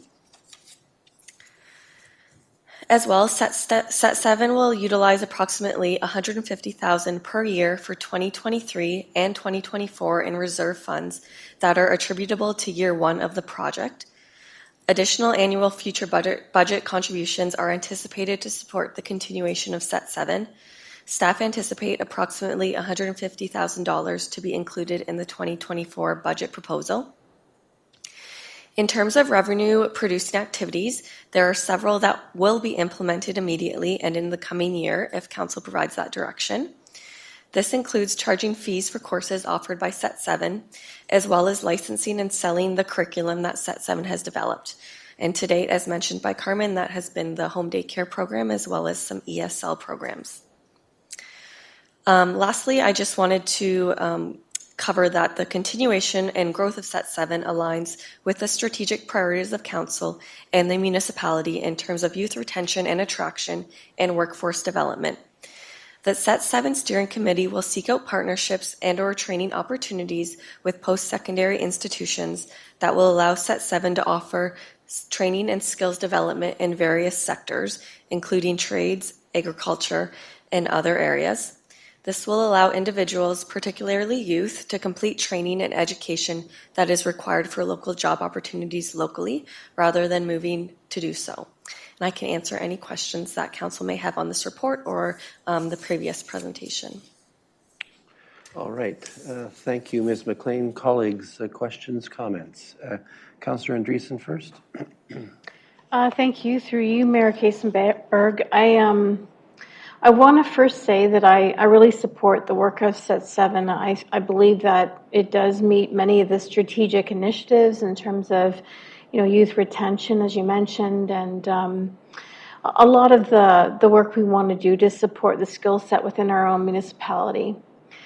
I just feel at this point that I would like to see a more clear direction for Set 7 before we invest $75,000 at this time. I feel that I almost want to recommend that we defer this until there's a better notion of what partnerships that could be obtained.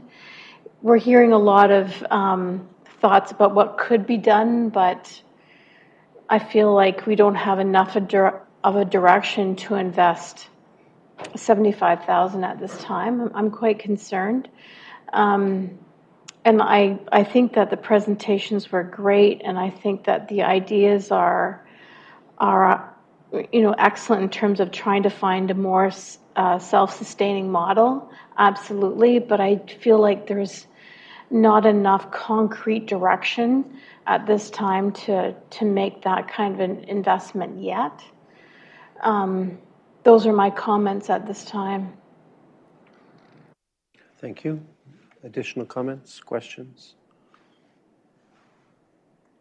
Councillor Duncan, let me get your mic here. There you go. Thank you. Through you, Mayor Kasenberg. The 75,000, if I'm reading this right, will continue to let staff work on that direction. Am I correct in assuming that? Through you, Mr. Mayor, yes, that's correct. Okay. And then we would have the choice in whether we were going to put the other 150,000 in maybe after that comes back and we see a more concrete direction? So through you, Mr. Mayor, a more concrete business plan is being developed, so that could be brought forward prior to the 2024 budget process, and then it could be considered at that time. And one last question, the 150,000, it says they are reserve funds that were attributable to year one of the project. So they were put into reserves with being allocated to this project currently. Yes, that's correct. Okay, thank you. Who's next? Councillor Johnston? Thank you, Mayor Todd. A couple of small questions. Is the original grant all spent? The 1.8 million? Through you, Mr. Mayor, there are certain areas that were allocated into reserve funds as they went towards costs that were covered by existing budgets. And I know that we were developing a classroom out at the EMCC. Is it finished and up and running? Through you, Mr. Mayor, it will be finished by the end of this summer. There have been some delays with the manufacturing due to shipping and labor, but it will be done by the end of this summer. And that's all covered out of the original grant? Correct. Okay. Who's next? Councillor Rothwell. Thanks very much for your report and the previous report as well. Frankly, I would have liked to have seen the slides in that presentation as well. So just in future, it's always good to have some contemplation before.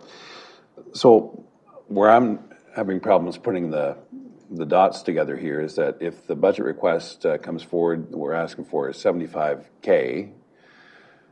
Will Set 7 be able to continue to operate courses during that period of time, or do we need to get to the 150 so that we can keep continuing to do courses, or is this staff person to come up with a business plan, find partners so we can actually train? Through you, Mr. Mayor, there is enough funds for 2023 to offer the courses with the addition of this staff person. And then there are the funds in reserve for 150 for 2023 and 150 for 2024. That could support looking for the partnerships, but we do predict there would be an additional 2024 budget request. Okay, thank you. Okay, anyone else with questions or comments? I'm not seeing any further. So I have a resolution that staff has prepared as follows, that the Council of the Municipality of North Perth directs staff to continue the municipal operation of Set 7 with a partnership being brought forward for Council's consideration by December 31st, 2024. Can I call for a mover? Councillor Duncan, thank you. Seconder? Councillor Johnston? All right, discussion and debate. Councillor Duncan, let me find your mic. There we go. Thank you. Through your Mayor Kasenberg. I just want to say I'm going to support this because the money's already in reserves at this point. I'm okay with moving ahead and seeing if we can create something out of this. If at the point of 2024 we can't realize the partnerships that are needed to keep this going, I think that's the time we wind this program down and get out of the Set 7 at that point. Thank you. Thanks, Councillor Duncan. Anyone else wishing to make comment? Councillor Johnston. I'm just worried that motion is a little vague, that it was up on the screen, was easier to read. But it's the goal would be to have partnerships established by the end of 2024. Can we get more updates before then, is what I'm asking. Like, we're sitting here now, okay, if we approve this, really, we wouldn't have to hear back until the end of 2024. And I would like some regular updates. Are we gaining? Are we win? You know what I mean? Are we looking at some partnerships? So I don't know how to change that wording, but I agree with Councillor Duncan.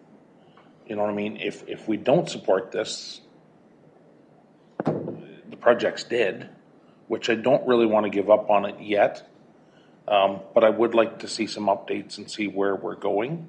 You know, the presentation was awesome. I love the energy, you know, from Carmen. You were engaged, you know, you can tell you've bought in, and I'd like to keep training people and see where we can go with this. And I know, Mr. Mayor, you're a big proponent of this, and I think we gotta keep trying to keep our youth here, to keep training people, to keep those jobs happening. So I'm not ready to give up on it. So I think we should stick our neck out a little bit and keep going with this. Okay, can I make a suggestion just to sort of support you? And we can change the details here, but that we add an extra clause to the resolution that says that council receives, and I put in half-year updates until a final report relating to partnership ascertainment. Does that sort of work? I'm good with that, if the mover is. Yeah, okay. So it says, and that council receives half-year updates, and we'll leave it to staff to pin the times, right? Until a final report relating to partnership ascertainment, because the first clause is about bringing forward a partnership recommendation or a recommendation to wind down by December 31st, 2024. Seems okay to the mover and seconder. It adds that level of accountability for me to be more. Makes good sense. Anyone else want to weigh in? Councillor Rothwell. Thanks very much. I agree with the suggested revision in terms of reporting. I think that's important. I think we have to all recall that the majority of this money, in fact, all of it, is federal and provincial. Well, it's all federal dollars, isn't it? Pardon me, provincial? Provincial dollars, pardon me. Skills Development, Ontario. And other than in-kind contributions and staff time, the municipality of North Perth hasn't put much into this project to date. Is that correct? That's correct. So on that basis, I'm willing to support the fact that, I mean, I think the amount was 1.8 million, wasn't it? So, is that correct, that we had from the Skills Development? Frankly, I think we would be, I'm not going to say foolish, I think we would not be giving our best opportunity for our public if we walked away from that. I think that we need to invest the additional time and money to do this and to do it well. And when we talk about collaboration within these groups, and certainly we heard from the school board from their perspective, and they train to a certain degree, but not to this degree. But I think that there is an opportunity to talk further, and we do need to have this continued, so I'm certainly in support. Thank you. Thank you. Anyone else wish to make comments at this point? Okay, so do you want me to read the resolution again, just for the sake of clarity? Thank you. That the Council of the Municipality of North Perth directs staff to continue the municipal operation of Set 7 with a partnership being brought forward for Council's consideration by December 31st, 2024, and that Council receives half-year updates until a final report relating to partnership ascertainment. It's been duly moved and seconded. Last opportunity for comments. Let's have the vote.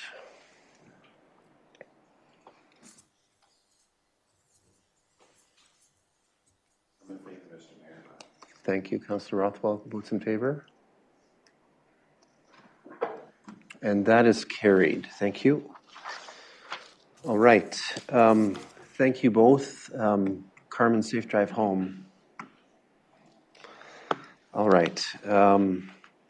Let's turn to our next agenda item, which is item 5.3 from the Corporate Services Department. We have a few items here tonight. We have to watch the clock now, too. In item 5.3.1, staff has brought forward a report with recommendations and an accompanying draft of a bylaw that will amend bylaw number 154-2011, which pertained to the regulation and prohibition of signs in the municipality of North Perth. I see that our clerk, Lindsay Klein, has stepped to the podium to talk about this report and give her recommendation. Welcome, Ms. Klein. Let me get the microphone here. Yep, we're good. Thank you, Mayor Kaysenberg, through you to members of council. So before you is a report proposing an amendment to the North Perth sign bylaw, specifically with respect to real estate signage. Just a little bit of background and context. Our current sign bylaw was adopted in 2011, and its purpose is to ensure that signs meet certain regulations and are appropriate within our community in terms of their size, number, location, compatibility, aesthetic qualities, as well as that signs don't create any distractions or safety hazards for pedestrians and motorists.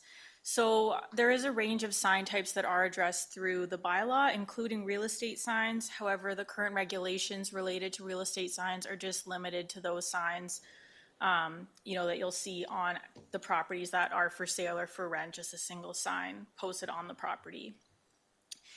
And the bylaw is currently silent on real estate related directional signs. And what I mean by those are, for example, driving down Main Street in Listowel, you'll often see a grouping of like arrows on the boulevard or road right of way pointing down a street indicating that a property is for sale or for rent or has sold.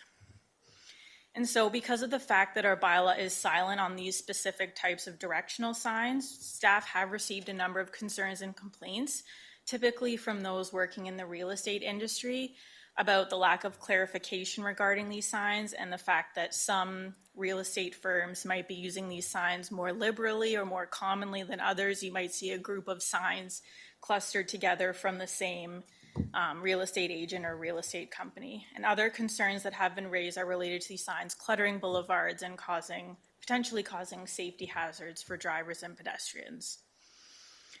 So to address these comments and concerns, we've drafted an amendment to the sign bylaw, which has been attached to the staff report. And ultimately, what we are proposing is that real estate directional signs are limited to advertising open houses only, and that these directional signs advertising properties for sale, rent, or lease, or that have been sold, are not permitted on the road right of way.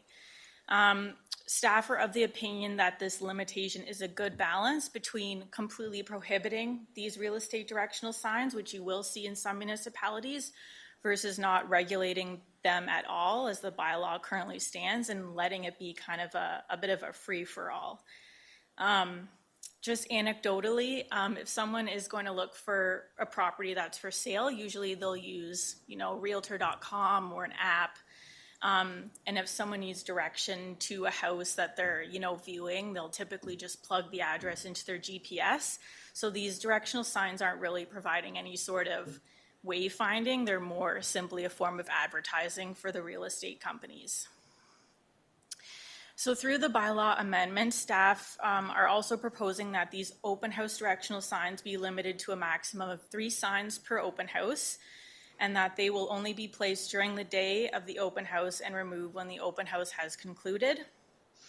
And we've also added in some language clarifying that those real estate signs posted on the property that's for sale, rent, or lease must be removed within 30 days after the property is no longer listed or the property has sold, just so we don't have those signs posted on properties for an endless amount of time. The Manager of Development and Protective Services did meet with representatives from 2 local real estate firms to discuss the proposed changes, and they were both in favor of them. And pending Council's approval of the proposed amendment, we will communicate the changes to other real estate firms who conduct business in our community. So the recommendation before Council is to approve the bylaw amendment, and I'd be happy to take any questions.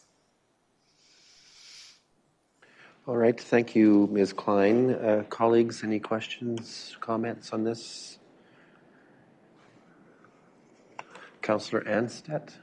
Mayor Kaysenberg, through you. Thanks, Clerk Klein, for your report. I was very happy to see this. I have had a lot of consultation with real estate agents in North Perth, but also from ones outside. And I think the biggest thing that you did touch on in your report is just the clarity. there was a lot of issues with some ambiguity in the current practices. I know you touched on the education piece. Could you just give us some more information on what that would look like? Thank you.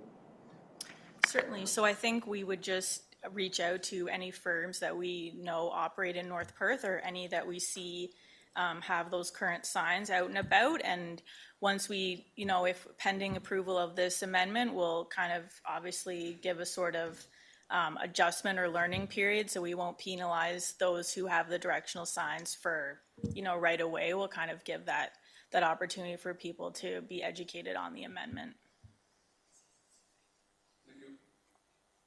Okay, anyone else with questions or first comments?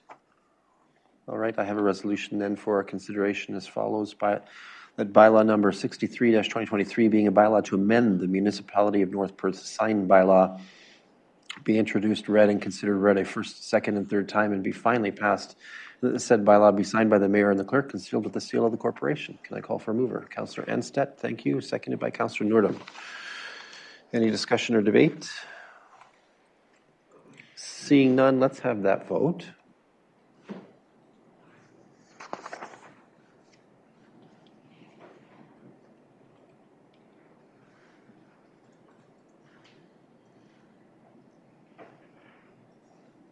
And that is carried. Thank you. Next up, we get some Treasury action, I think. So in item 5.3.2, the Treasury has brought forward a draft of a bylaw to confirm tax rates for 2023.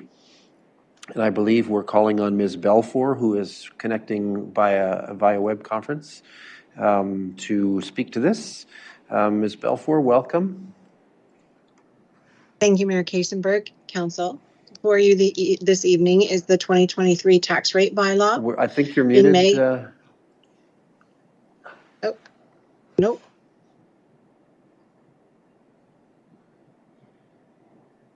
Can you hear me now? No, we're not hearing you yet. We see your mouth moving, but we're not hearing you.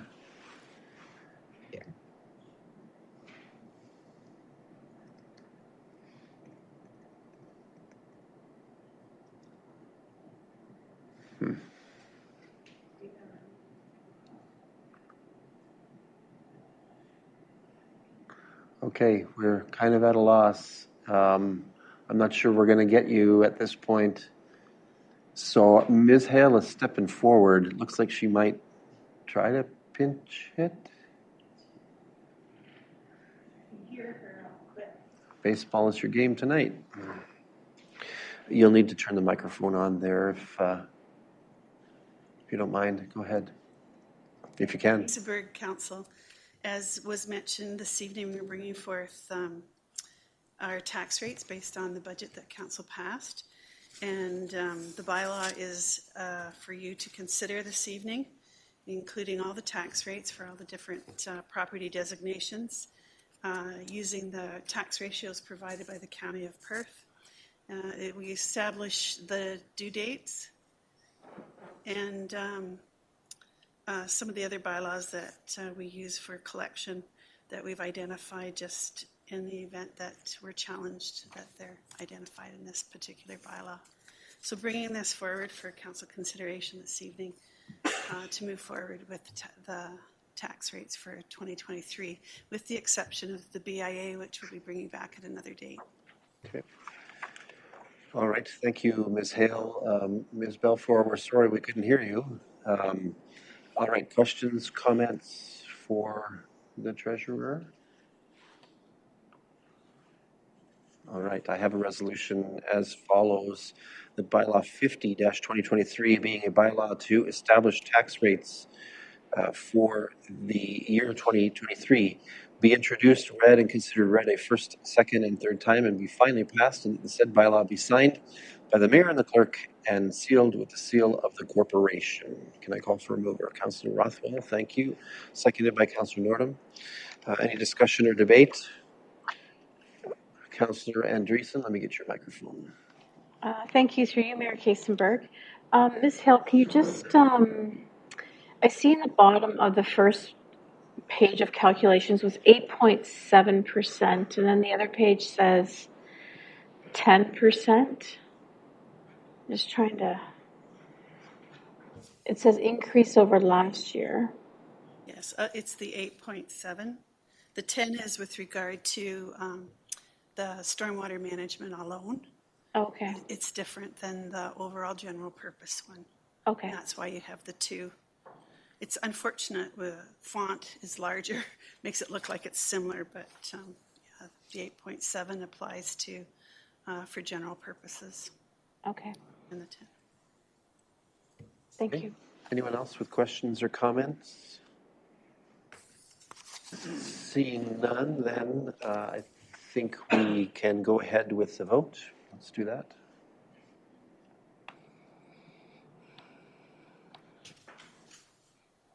And that is carried. Thank you. Ms. Hale, looks like you're on the spot for the next one, too. The 2024 budget policy, Mayor Kiesenberg, a member of council, has been vetted through our chair and vice chair, Anstead and Nordstrom. And it also has gone through our management team to have a look and provide comments. And so tonight, one of Becky's initiatives through council's direction was to bring back the budget in a much earlier fashion than we have in the last couple of years. And so this policy that is presented to council this evening has timelines and process that we hope would achieve that for council. And for your consideration this evening, we'd like you to consider that this policy be passed for that purpose. Thank you. Questions or first comments? Councillor Andreessen. Yes, thank you through you, Mayor Kiesenberg. I really appreciate the fact that we're able to move our budget process more in advance of the budget year. Do you anticipate that this could be something that would be maintained from year to year in spite of elections? Because the election process somewhat hampers in an election year when we do budgets, and do you anticipate that that's something that we could avoid in the future? Yes, I through you, Mayor Kiesenberg, I believe that that council should, and I mean it's all up to council, but we as staff would highly recommend that you keep motivated, and it might mean that you might hold off to the final until you're feeling comfortable with the new council if there's a dramatic slate change.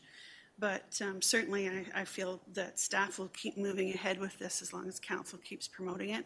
We have had earlier in the past 23 years closings, but there's always been a reason. Council's made a choice for some reason to change it back to a later date. And that certainly is your prerogative. And I think that's something for council to, take on themselves in terms of, making sure that staff bring it forward if that's what you want. Yeah. I certainly appreciate, the budget being more timely. Thank you. Okay, anyone else? Councillor Anstead? Yeah, thank you, Mayor Kiesenberg. Through you, just briefly, thanks, Fran, for the report. And Deputy, Vice Chair Nordum and I, when we spoke with Fran and Becky about this, that's the one thing we talked about was moving this up and hoping to get some more public consultation. The other thing that was mentioned in your report, Fran, is also the availability for the multi-year budgeting with the new software. So I really am looking forward to that as well, that we're going to get some more projections and we're going to be able to see a little bit further down the road. So those are my comments. Thank you. Thank you, Councillor Anstead. Anyone else with comments at this point? Okay, I have a resolution for our consideration as follows: that the Council of the Municipality of North Perth approves the 2024 General Operating and Project Capital Budget Policy as presented, and that the Council of the Municipality of North Perth authorizes managers to circulate bid documents for 2024 operations and project works prior to budget approval, conditional on Council's final approval of the 2024 budget. Usual kind of stuff. Councillor Anstead is our mover. We'll let Councillor Nordum take the secondary role here because of their roles in this process. Any further discussion or debate? Seeing none, let's have that vote.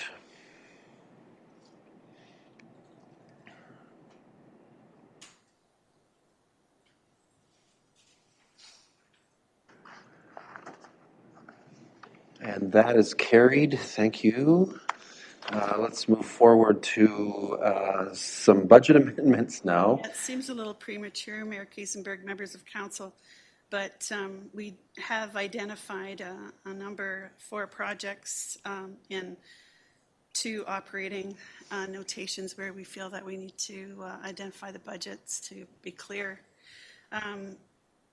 Manager of Environmental Services, Mark Hackett, has brought forward the 2 hydraulic re-rating of the waste treatment plant and Atwood wastewater pumps for council consideration, and I'm sure you've had a look at the detail that he's provided, both of which would be funded out of reserve.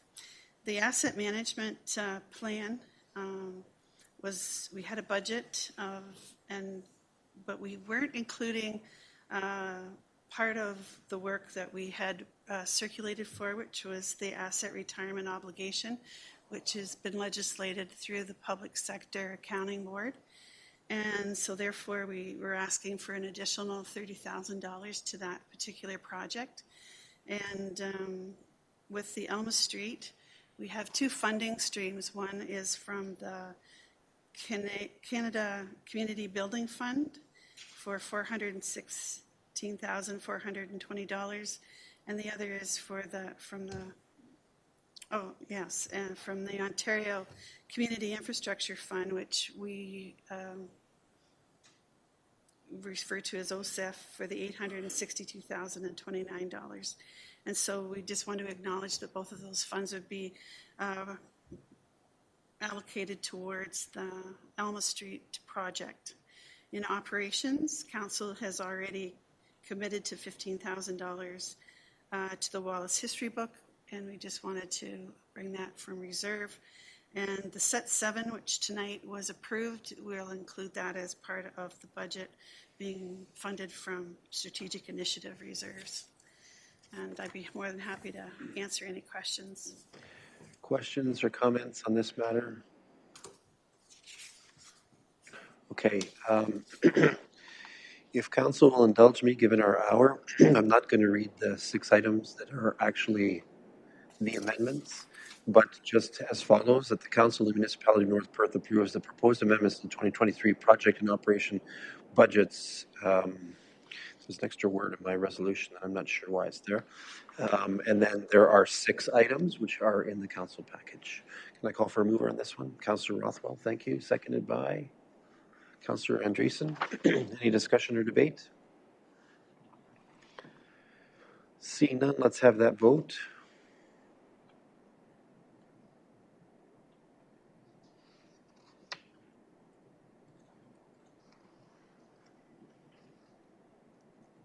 And that is carried. Thank you. Losing my voice. It's been a long day. All right. And then we have in item 5.3.5, our procurement officer has submitted a report on the results of a procurement competition relating to consulting services for development charges and updates to various plans. Looks like Ms. Hale is going to take this one too. Yes. Hale. We combined the 3 projects, the development charges and the asset management plan, now including the asset obligation retirement implementation, and put it out for a request for proposal. We're hoping for some synergies from having 1 consultant in place instead of 3. And we think this will also be beneficial to management, and that the consultant will get to know us and know what we need and what we're missing, and from all of 3 of these areas. So we went through a rigorous review of the 3 proposals, all of which were quite substantial, and we would have been happy with any of the 3. We did select Hempson Consulting, which actually did our last development charges and asset management plan. So we were able to stay with them at this point in time. We did seriously consider the other proposals, but at this time we did choose Hempson, sorry, for your as a recommendation to council. All right. Thank you, Ms. Hale. Just a quick question that I have with regards to the community benefits charges. Remember the province had separated out development charges and intended to have sort of 2 different streams. Do we know anything more about that at this point? Mr. Mayor. One of the things that we addressed in our request for proposal was that the new legislation be thoroughly gone through. We're a little, they were questioning why we were out so early on this, but one of the reasons is that not only do we feel that we need some guidance on some of the changes and what the costs are going to be for North Perth, but we also feel that that education piece would be good for staff and for council with that regard. The other thing is we're growing still very quickly, and we have in our last plan put an area rate in for the northeast master area, and we've been working closely with Lyndon, and we have some new numbers for that, which we want to have a consultant help us decide whether we open up our current plan or whether that would wreck our situation and that we should just leave it alone until we're due. So advice is what we need, and so that we can make good recommendations to council. Okay, thanks. Anyone else with questions or comments about this action? All right, so I have a resolution for consideration as follows. The Council of the Municipality of North Perth awards the request for proposal NP-019-23P consulting services for development charges, background study, and bylaw update, asset retirement obligation, and asset management plan for a total cost of $106,300, excluding HST, to Hempson Consulting, Inc. Moved by Deputy Mayor Callum, thank you. Seconded by Councillor Blazek, thank you. Any discussion or debate? Let's have that vote.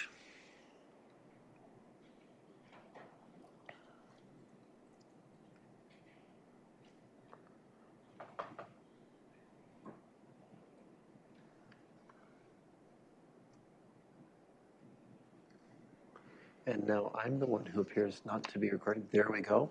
And so with that, it is carried. Ms. Hale, thank you for pinch hitting tonight. We appreciate your baseball sportiveness. All right, let's move forward then as quickly as we can. I'm starting to think we may need one of those special resolutions. We have no reports from programs tonight is 5.4, nothing from facilities is 5.5. Now we turn to 5.6, nothing there. That means we're at 5.7, and Lyndon has patiently awaited the room for his opportunity. Item 5.7.1 invites council to proceed with the request for the improvement of the Bartman Municipal Drain under Section 78 of the Drainage Act and to appoint an engineer. Mr. Richardson, quick comments on this?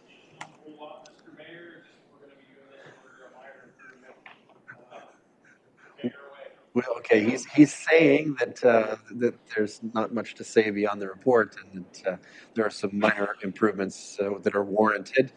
All right, I have a resolution then. Let's get to that directly. That the Council of the Municipality of North Perth, in accordance with Section 78, Subsection 5 of the Drainage Act, proceeds with the request for minor improvements of the Bartman Municipal Drain, and further the Council of the Municipality of North Perth appoints Spreet Associates to investigate, design, and prepare a report for the proposed new crossing on the Bartman Municipal Drain. Can I call for a mover? Councillor Johnston. Councillor Nordham is our trusty seconder here.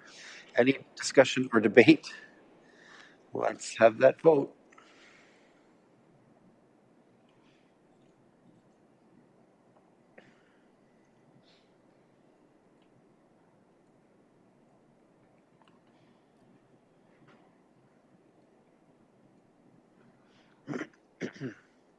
And that is carried. Thank you.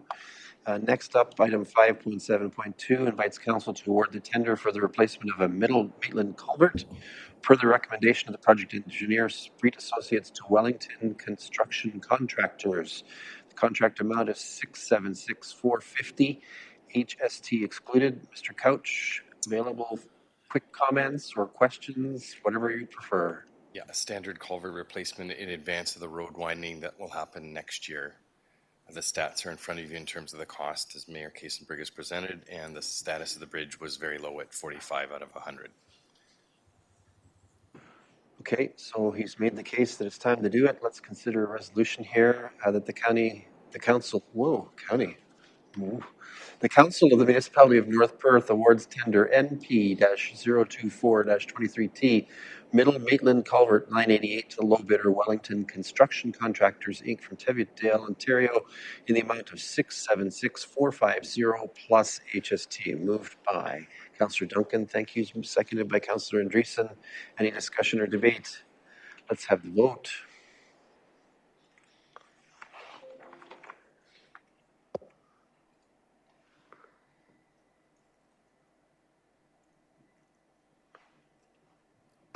And with that, that is carried. Thank you. Next up is the award of tender for road surface treatment, chip and seal work awarded to Wilson Construction Limited of Niagara Falls. Mr. Couch, quick comments?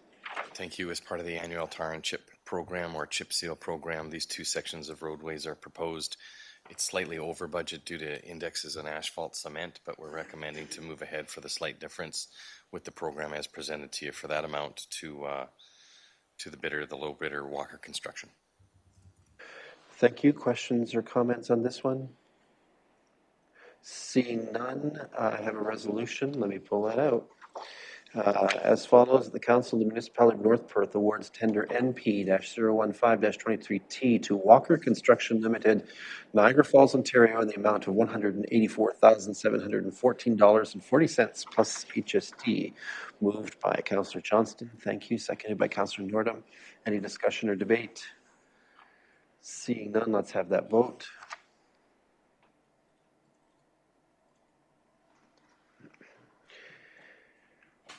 And that is carried. Thank you. Next up is item 5.74, a little more interesting. Pursuant to the imminent beginning of construction for the reconstruction of Elma Street in part, staff has brought forward an amendment to the traffic bylaw to make some changes to support deliveries to and from local business that will be impacted by this substantial project. That sort of thing. Mr. Couch, comments? Yeah, just firstly, Curtis Smith Construction has the project. They were planning to start construction today. They've been slightly delayed. They'll be working in the area, doing temporary water services, hopefully through the week, and then heavier construction next week. This recommendation, or these two recommendations, allow heavy trucks that couldn't pass down Elma to use the back road through Union. So remove the heavy truck restriction and then restrict a bit of parking at the beginning of the street as you come off Wallace South so that those trucks can make that turn. So this just helps with traffic flow and with the plants and servicing everybody during the construction. Okay. Did we give any advance notice to the residents in that neighborhood of this action or no? These temporary bylaw changes to parking requirements typically don't have notice given. They are temporary, and we can explain it to them. We can probably knock on some doors as we do the setup as well. Okay, thanks. Councillor Andreessen. Just wondering how this will impact access to SpinRite for employees and for the sales at SpinRite's commercial store. Yeah, we've been talking to both the SpinRite store about the sale in August as well as the plant about logistics for people coming and going. So it's going to be a weekly and daily update with the inspector and the construction company, but we have a plan, and this is part of the plan about making sure they're open every day and accessible. Okay, thank you. Yeah. Anyone further? All right. We have a resolution as follows. In fact, we have two. The first is that the Council of the Municipality of North Perth amends bylaw 47-PW-2000 Schedule A parking prohibited to include Union Street East from Wallace Avenue South to a point 50 meters west on Union Street. Can I call for a mover? Councillor Rothwell, thank you. Councillor Duncan is our seconder. Any discussion or debate on this one? Let's have that vote.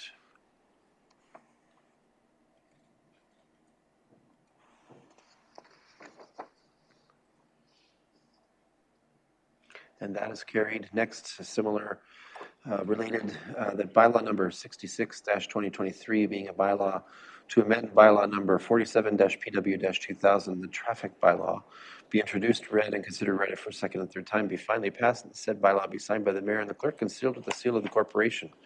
I assume preferably tonight if this passes. Can I call for a mover? Thank you. Councillor Anstad and Councillor Blazek will be our seconder on this one. Any discussion or debate? Seeing none, let's have that vote.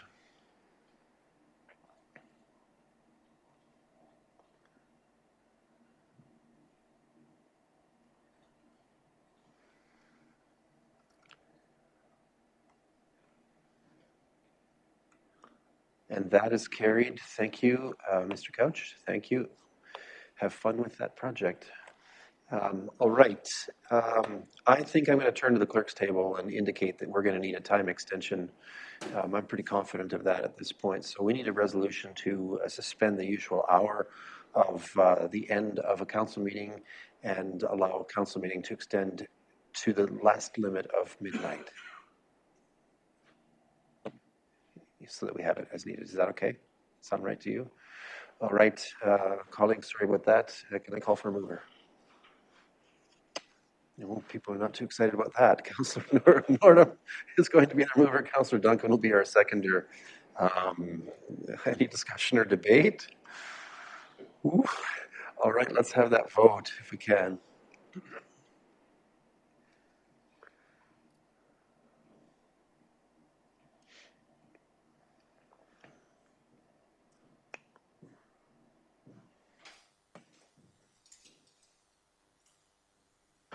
Whoa, my scribe just closed. That's interesting.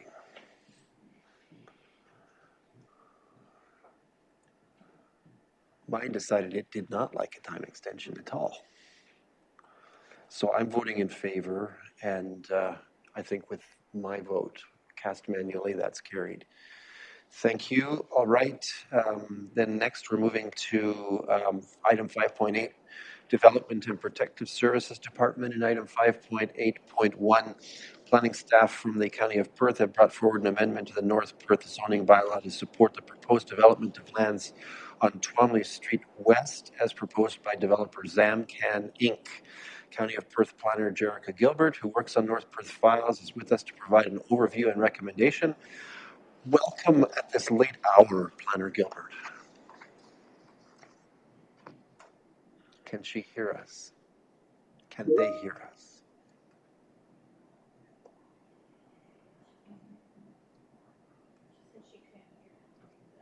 Okay.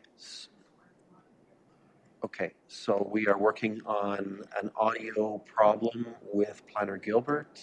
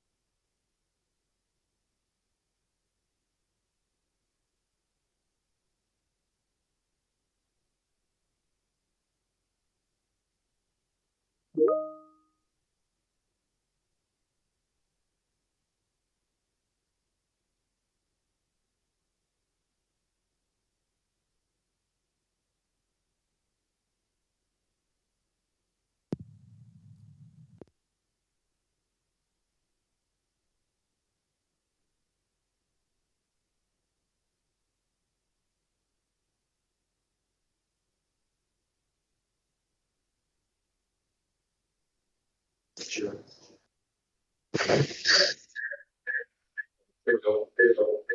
That's my laptop, though. It's going to be bad feedback. Okay. Just a little bit. Can you folks hear me? Yes, we can. Can you hear us? Oh, it's pretty bad feedback, but if you just want to listen to me and we'll figure out questions.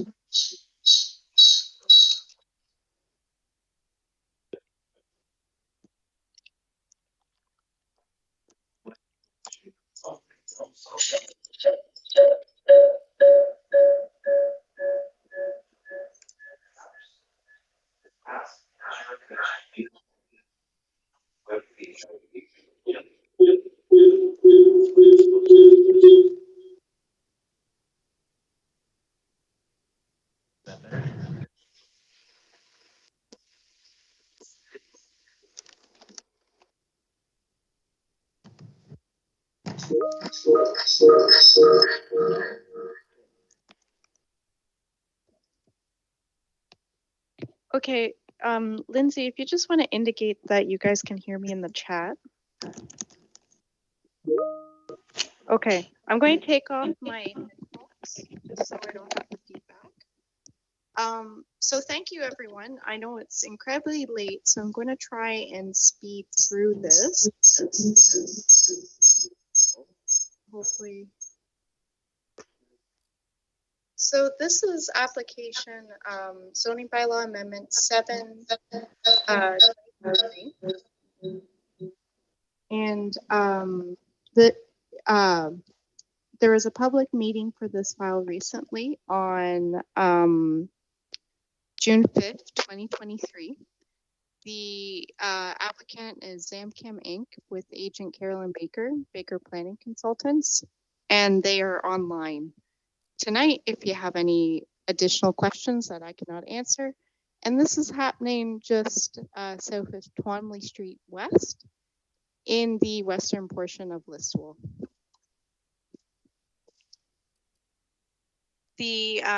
So what we're looking at doing here tonight, the main thing is to permit stacked townhouses as additional permitted use on the site. Currently, it only permits apartment uses, as well as kind of clean up some other matters that came about through the original zoning, since there has been a change in property ownership, and this site was subject to an official plan amendment. And I'm sorry, I'm not sure if you can see my screen, but this is basically just a slide of the current site. So it is a mixed use site. Perfect, you can see it. It is a mixed use commercial residential site, which is a new kind of, sorry, I'm getting thrown off. There will be 8 blocks of stacked townhouses equaling 140 residential units, as well as a 1-story commercial building with 1,300 meters square of commercial space. So the proposed changes to the zoning bylaw, there is a variety of them. So add stacked townhouses as a permitted use that I said. The following I went over in detail on June 5th. So delete emergency services facility as a permitted use since they don't want to pursue that. Increase the maximum exterior side yard next to Mitchell Road South from 5 meters to 9 meters. And that's to protect an easement. Amend minimum building height for commercial development from 7.5 meters to 7 meters. Add a maximum building height of 12 meters for the stacked townhouses. Add a minimum commercial business floor area of 1,300 meters square that was missing from the zoning. Add a requirement for building separation for residential components. So that means that building faces with windows in them cannot have to have a greater setback than building faces that don't have windows.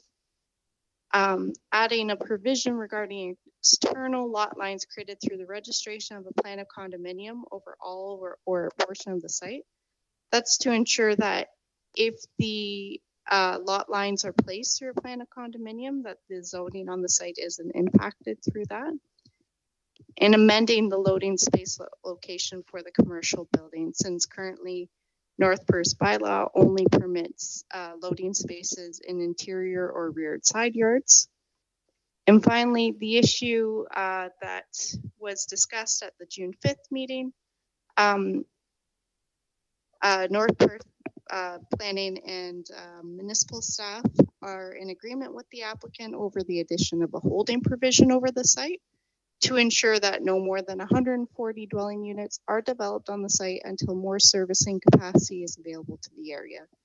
This is instead of having a maximum density written into the bylaw on the site, so it offers a little more flexibility than some other options while providing assurance to the municipality that we're not going to go over servicing capacity for this area.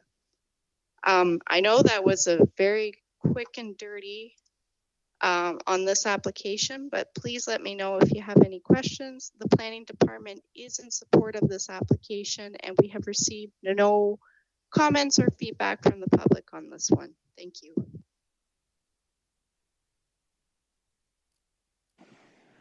I'm nervous about turning my microphone on because I'm not sure what it's going to do to the sound system exactly. Yeah, we don't want that. All right, colleagues, it was a pretty quick briefing on this, but the report was fulsome. Any questions or comments for Planner Gilbert? I'm not seeing any, so I have a resolution then for consideration, a couple on this matter. The first as follows, that North Perth Council approves zoning bylaw amendment 07-2023 submitted by Baker Planning Group on behalf of Zamcan Inc. for lands described as part of Lot 30, Concession 1, Twomley Street West, Elma Ward, Municipality of North Perth. Can I call for a mover? Deputy Mayor Kellum, thank you. Seconded by Councillor Blazek. Any discussion or debate on this one? Seeing none, let's have that vote. See if I can actually get in.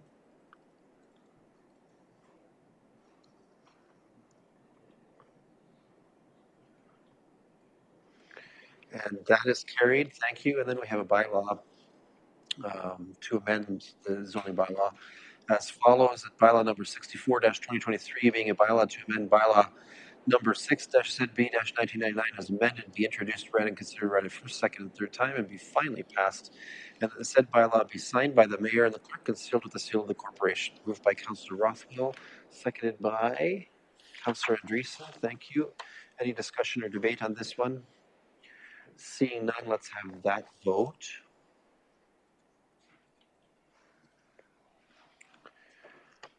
And that is carried. Thank you. And I believe that ends Jerica Services Council tonight. You can let Jerica know that we have finished our deliberation on that if she can't hear us. That means we're at agenda item number 6. For item 6.1, are there any requests for reports by councillors in attendance tonight that should be considered for direction to either staff or our committees? Seeing none, let's move to item 7. We have 3 items of correspondence that warrant our review and or action tonight. The first is 7.1. We've received a request for a road closure in Listowel from the Comancheros Car Club, which intends to hold a car show and fundraiser on July 9th, 2023. Affected by the proposal is Royal Street East from Elizabeth Street East and Elwood Smith Lane. We have a resolution as follows, that the Council of the Municipality of North Perth approves the request from the Comancheros Car Club to close Royal Street East from Elizabeth Street East to Elwood Smith Lane on Sunday, July 9th, 2023 from 8 a.m. to 4 p.m. for their annual car show and fundraiser, and that North Perth Public Works, Fire, OPP, and Perth County EMS be advised of this event. Can I call for a mover? Councillor Johnston, thank you. Seconded by Councillor Anstead. Any discussion or debate? Let's have that vote.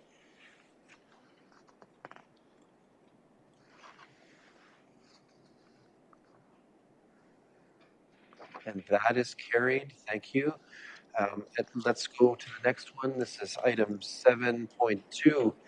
And Councillor Andreessen is leaving the room at this point for declared conflict of pecuniary interest. As item 7.2, we have received a request for road closures related to parade routes in Listowel.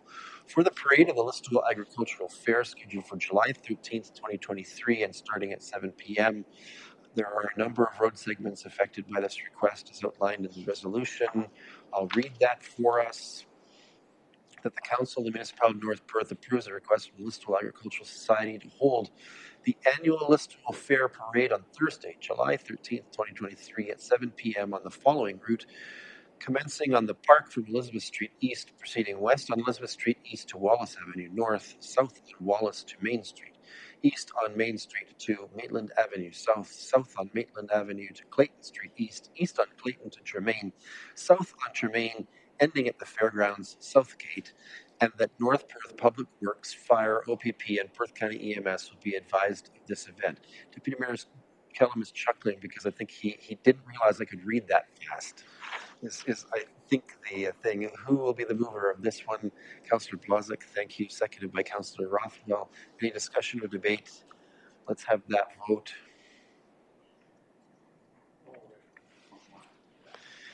And then Let me see where that one goes. And that is carried.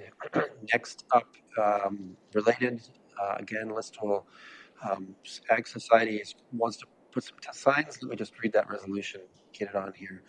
That the Council of the Municipality of North Perth approves a request from the Listowel Agricultural Society to permit temporary signs at the following locations, commencing on Thursday, July 6, 2023, for 1 week.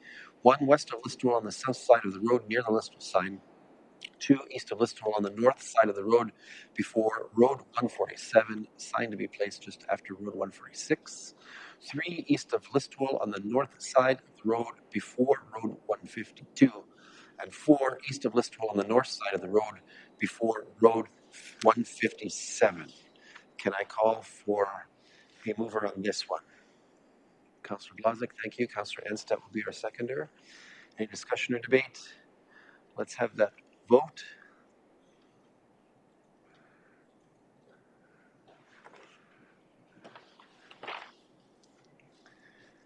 And that is carried. Thank you. And we heard the security alarm go off in the building, so hopefully we're not suddenly approached by the police. All right. We have no additional bylaws for consideration tonight under item 8 on our agenda. At item 9 on our agenda, are there any councillors wishing leave to give notice of motion? Not seeing any. That brings us to item 10. Are there any announcements that would be of benefit to our community that reflect well on North Perth at this time? Thank you, Council. That brings us to agenda item 11. We have no matters for consideration in a closed session meeting of Council tonight.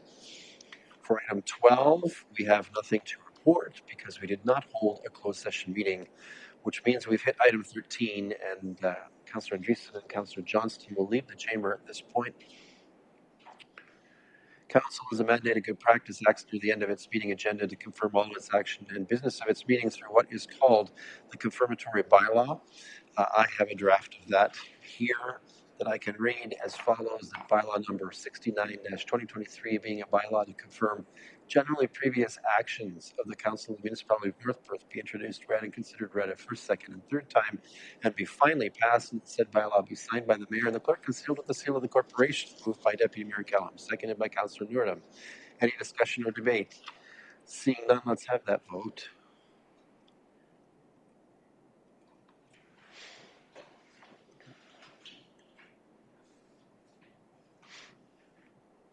And that is carried.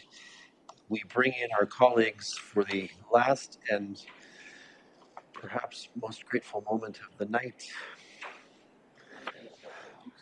Apparently I get punchy when it gets really late, right? All right, we've done what we were asked to do, and perhaps then some. I have a motion, therefore, because adjournment is in order, it reads as follows: the council meeting adjourns at 11:04 p.m. to meet again for general council business on Monday, July 10th, 2023 at 7 p.m. Moved by Councillor Rothwell, seconded by Councillor Anstead. Not debatable. Let's have the vote.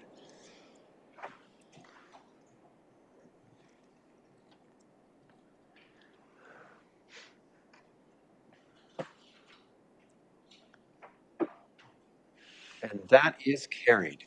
We are adjourned, colleagues. We are adjourned.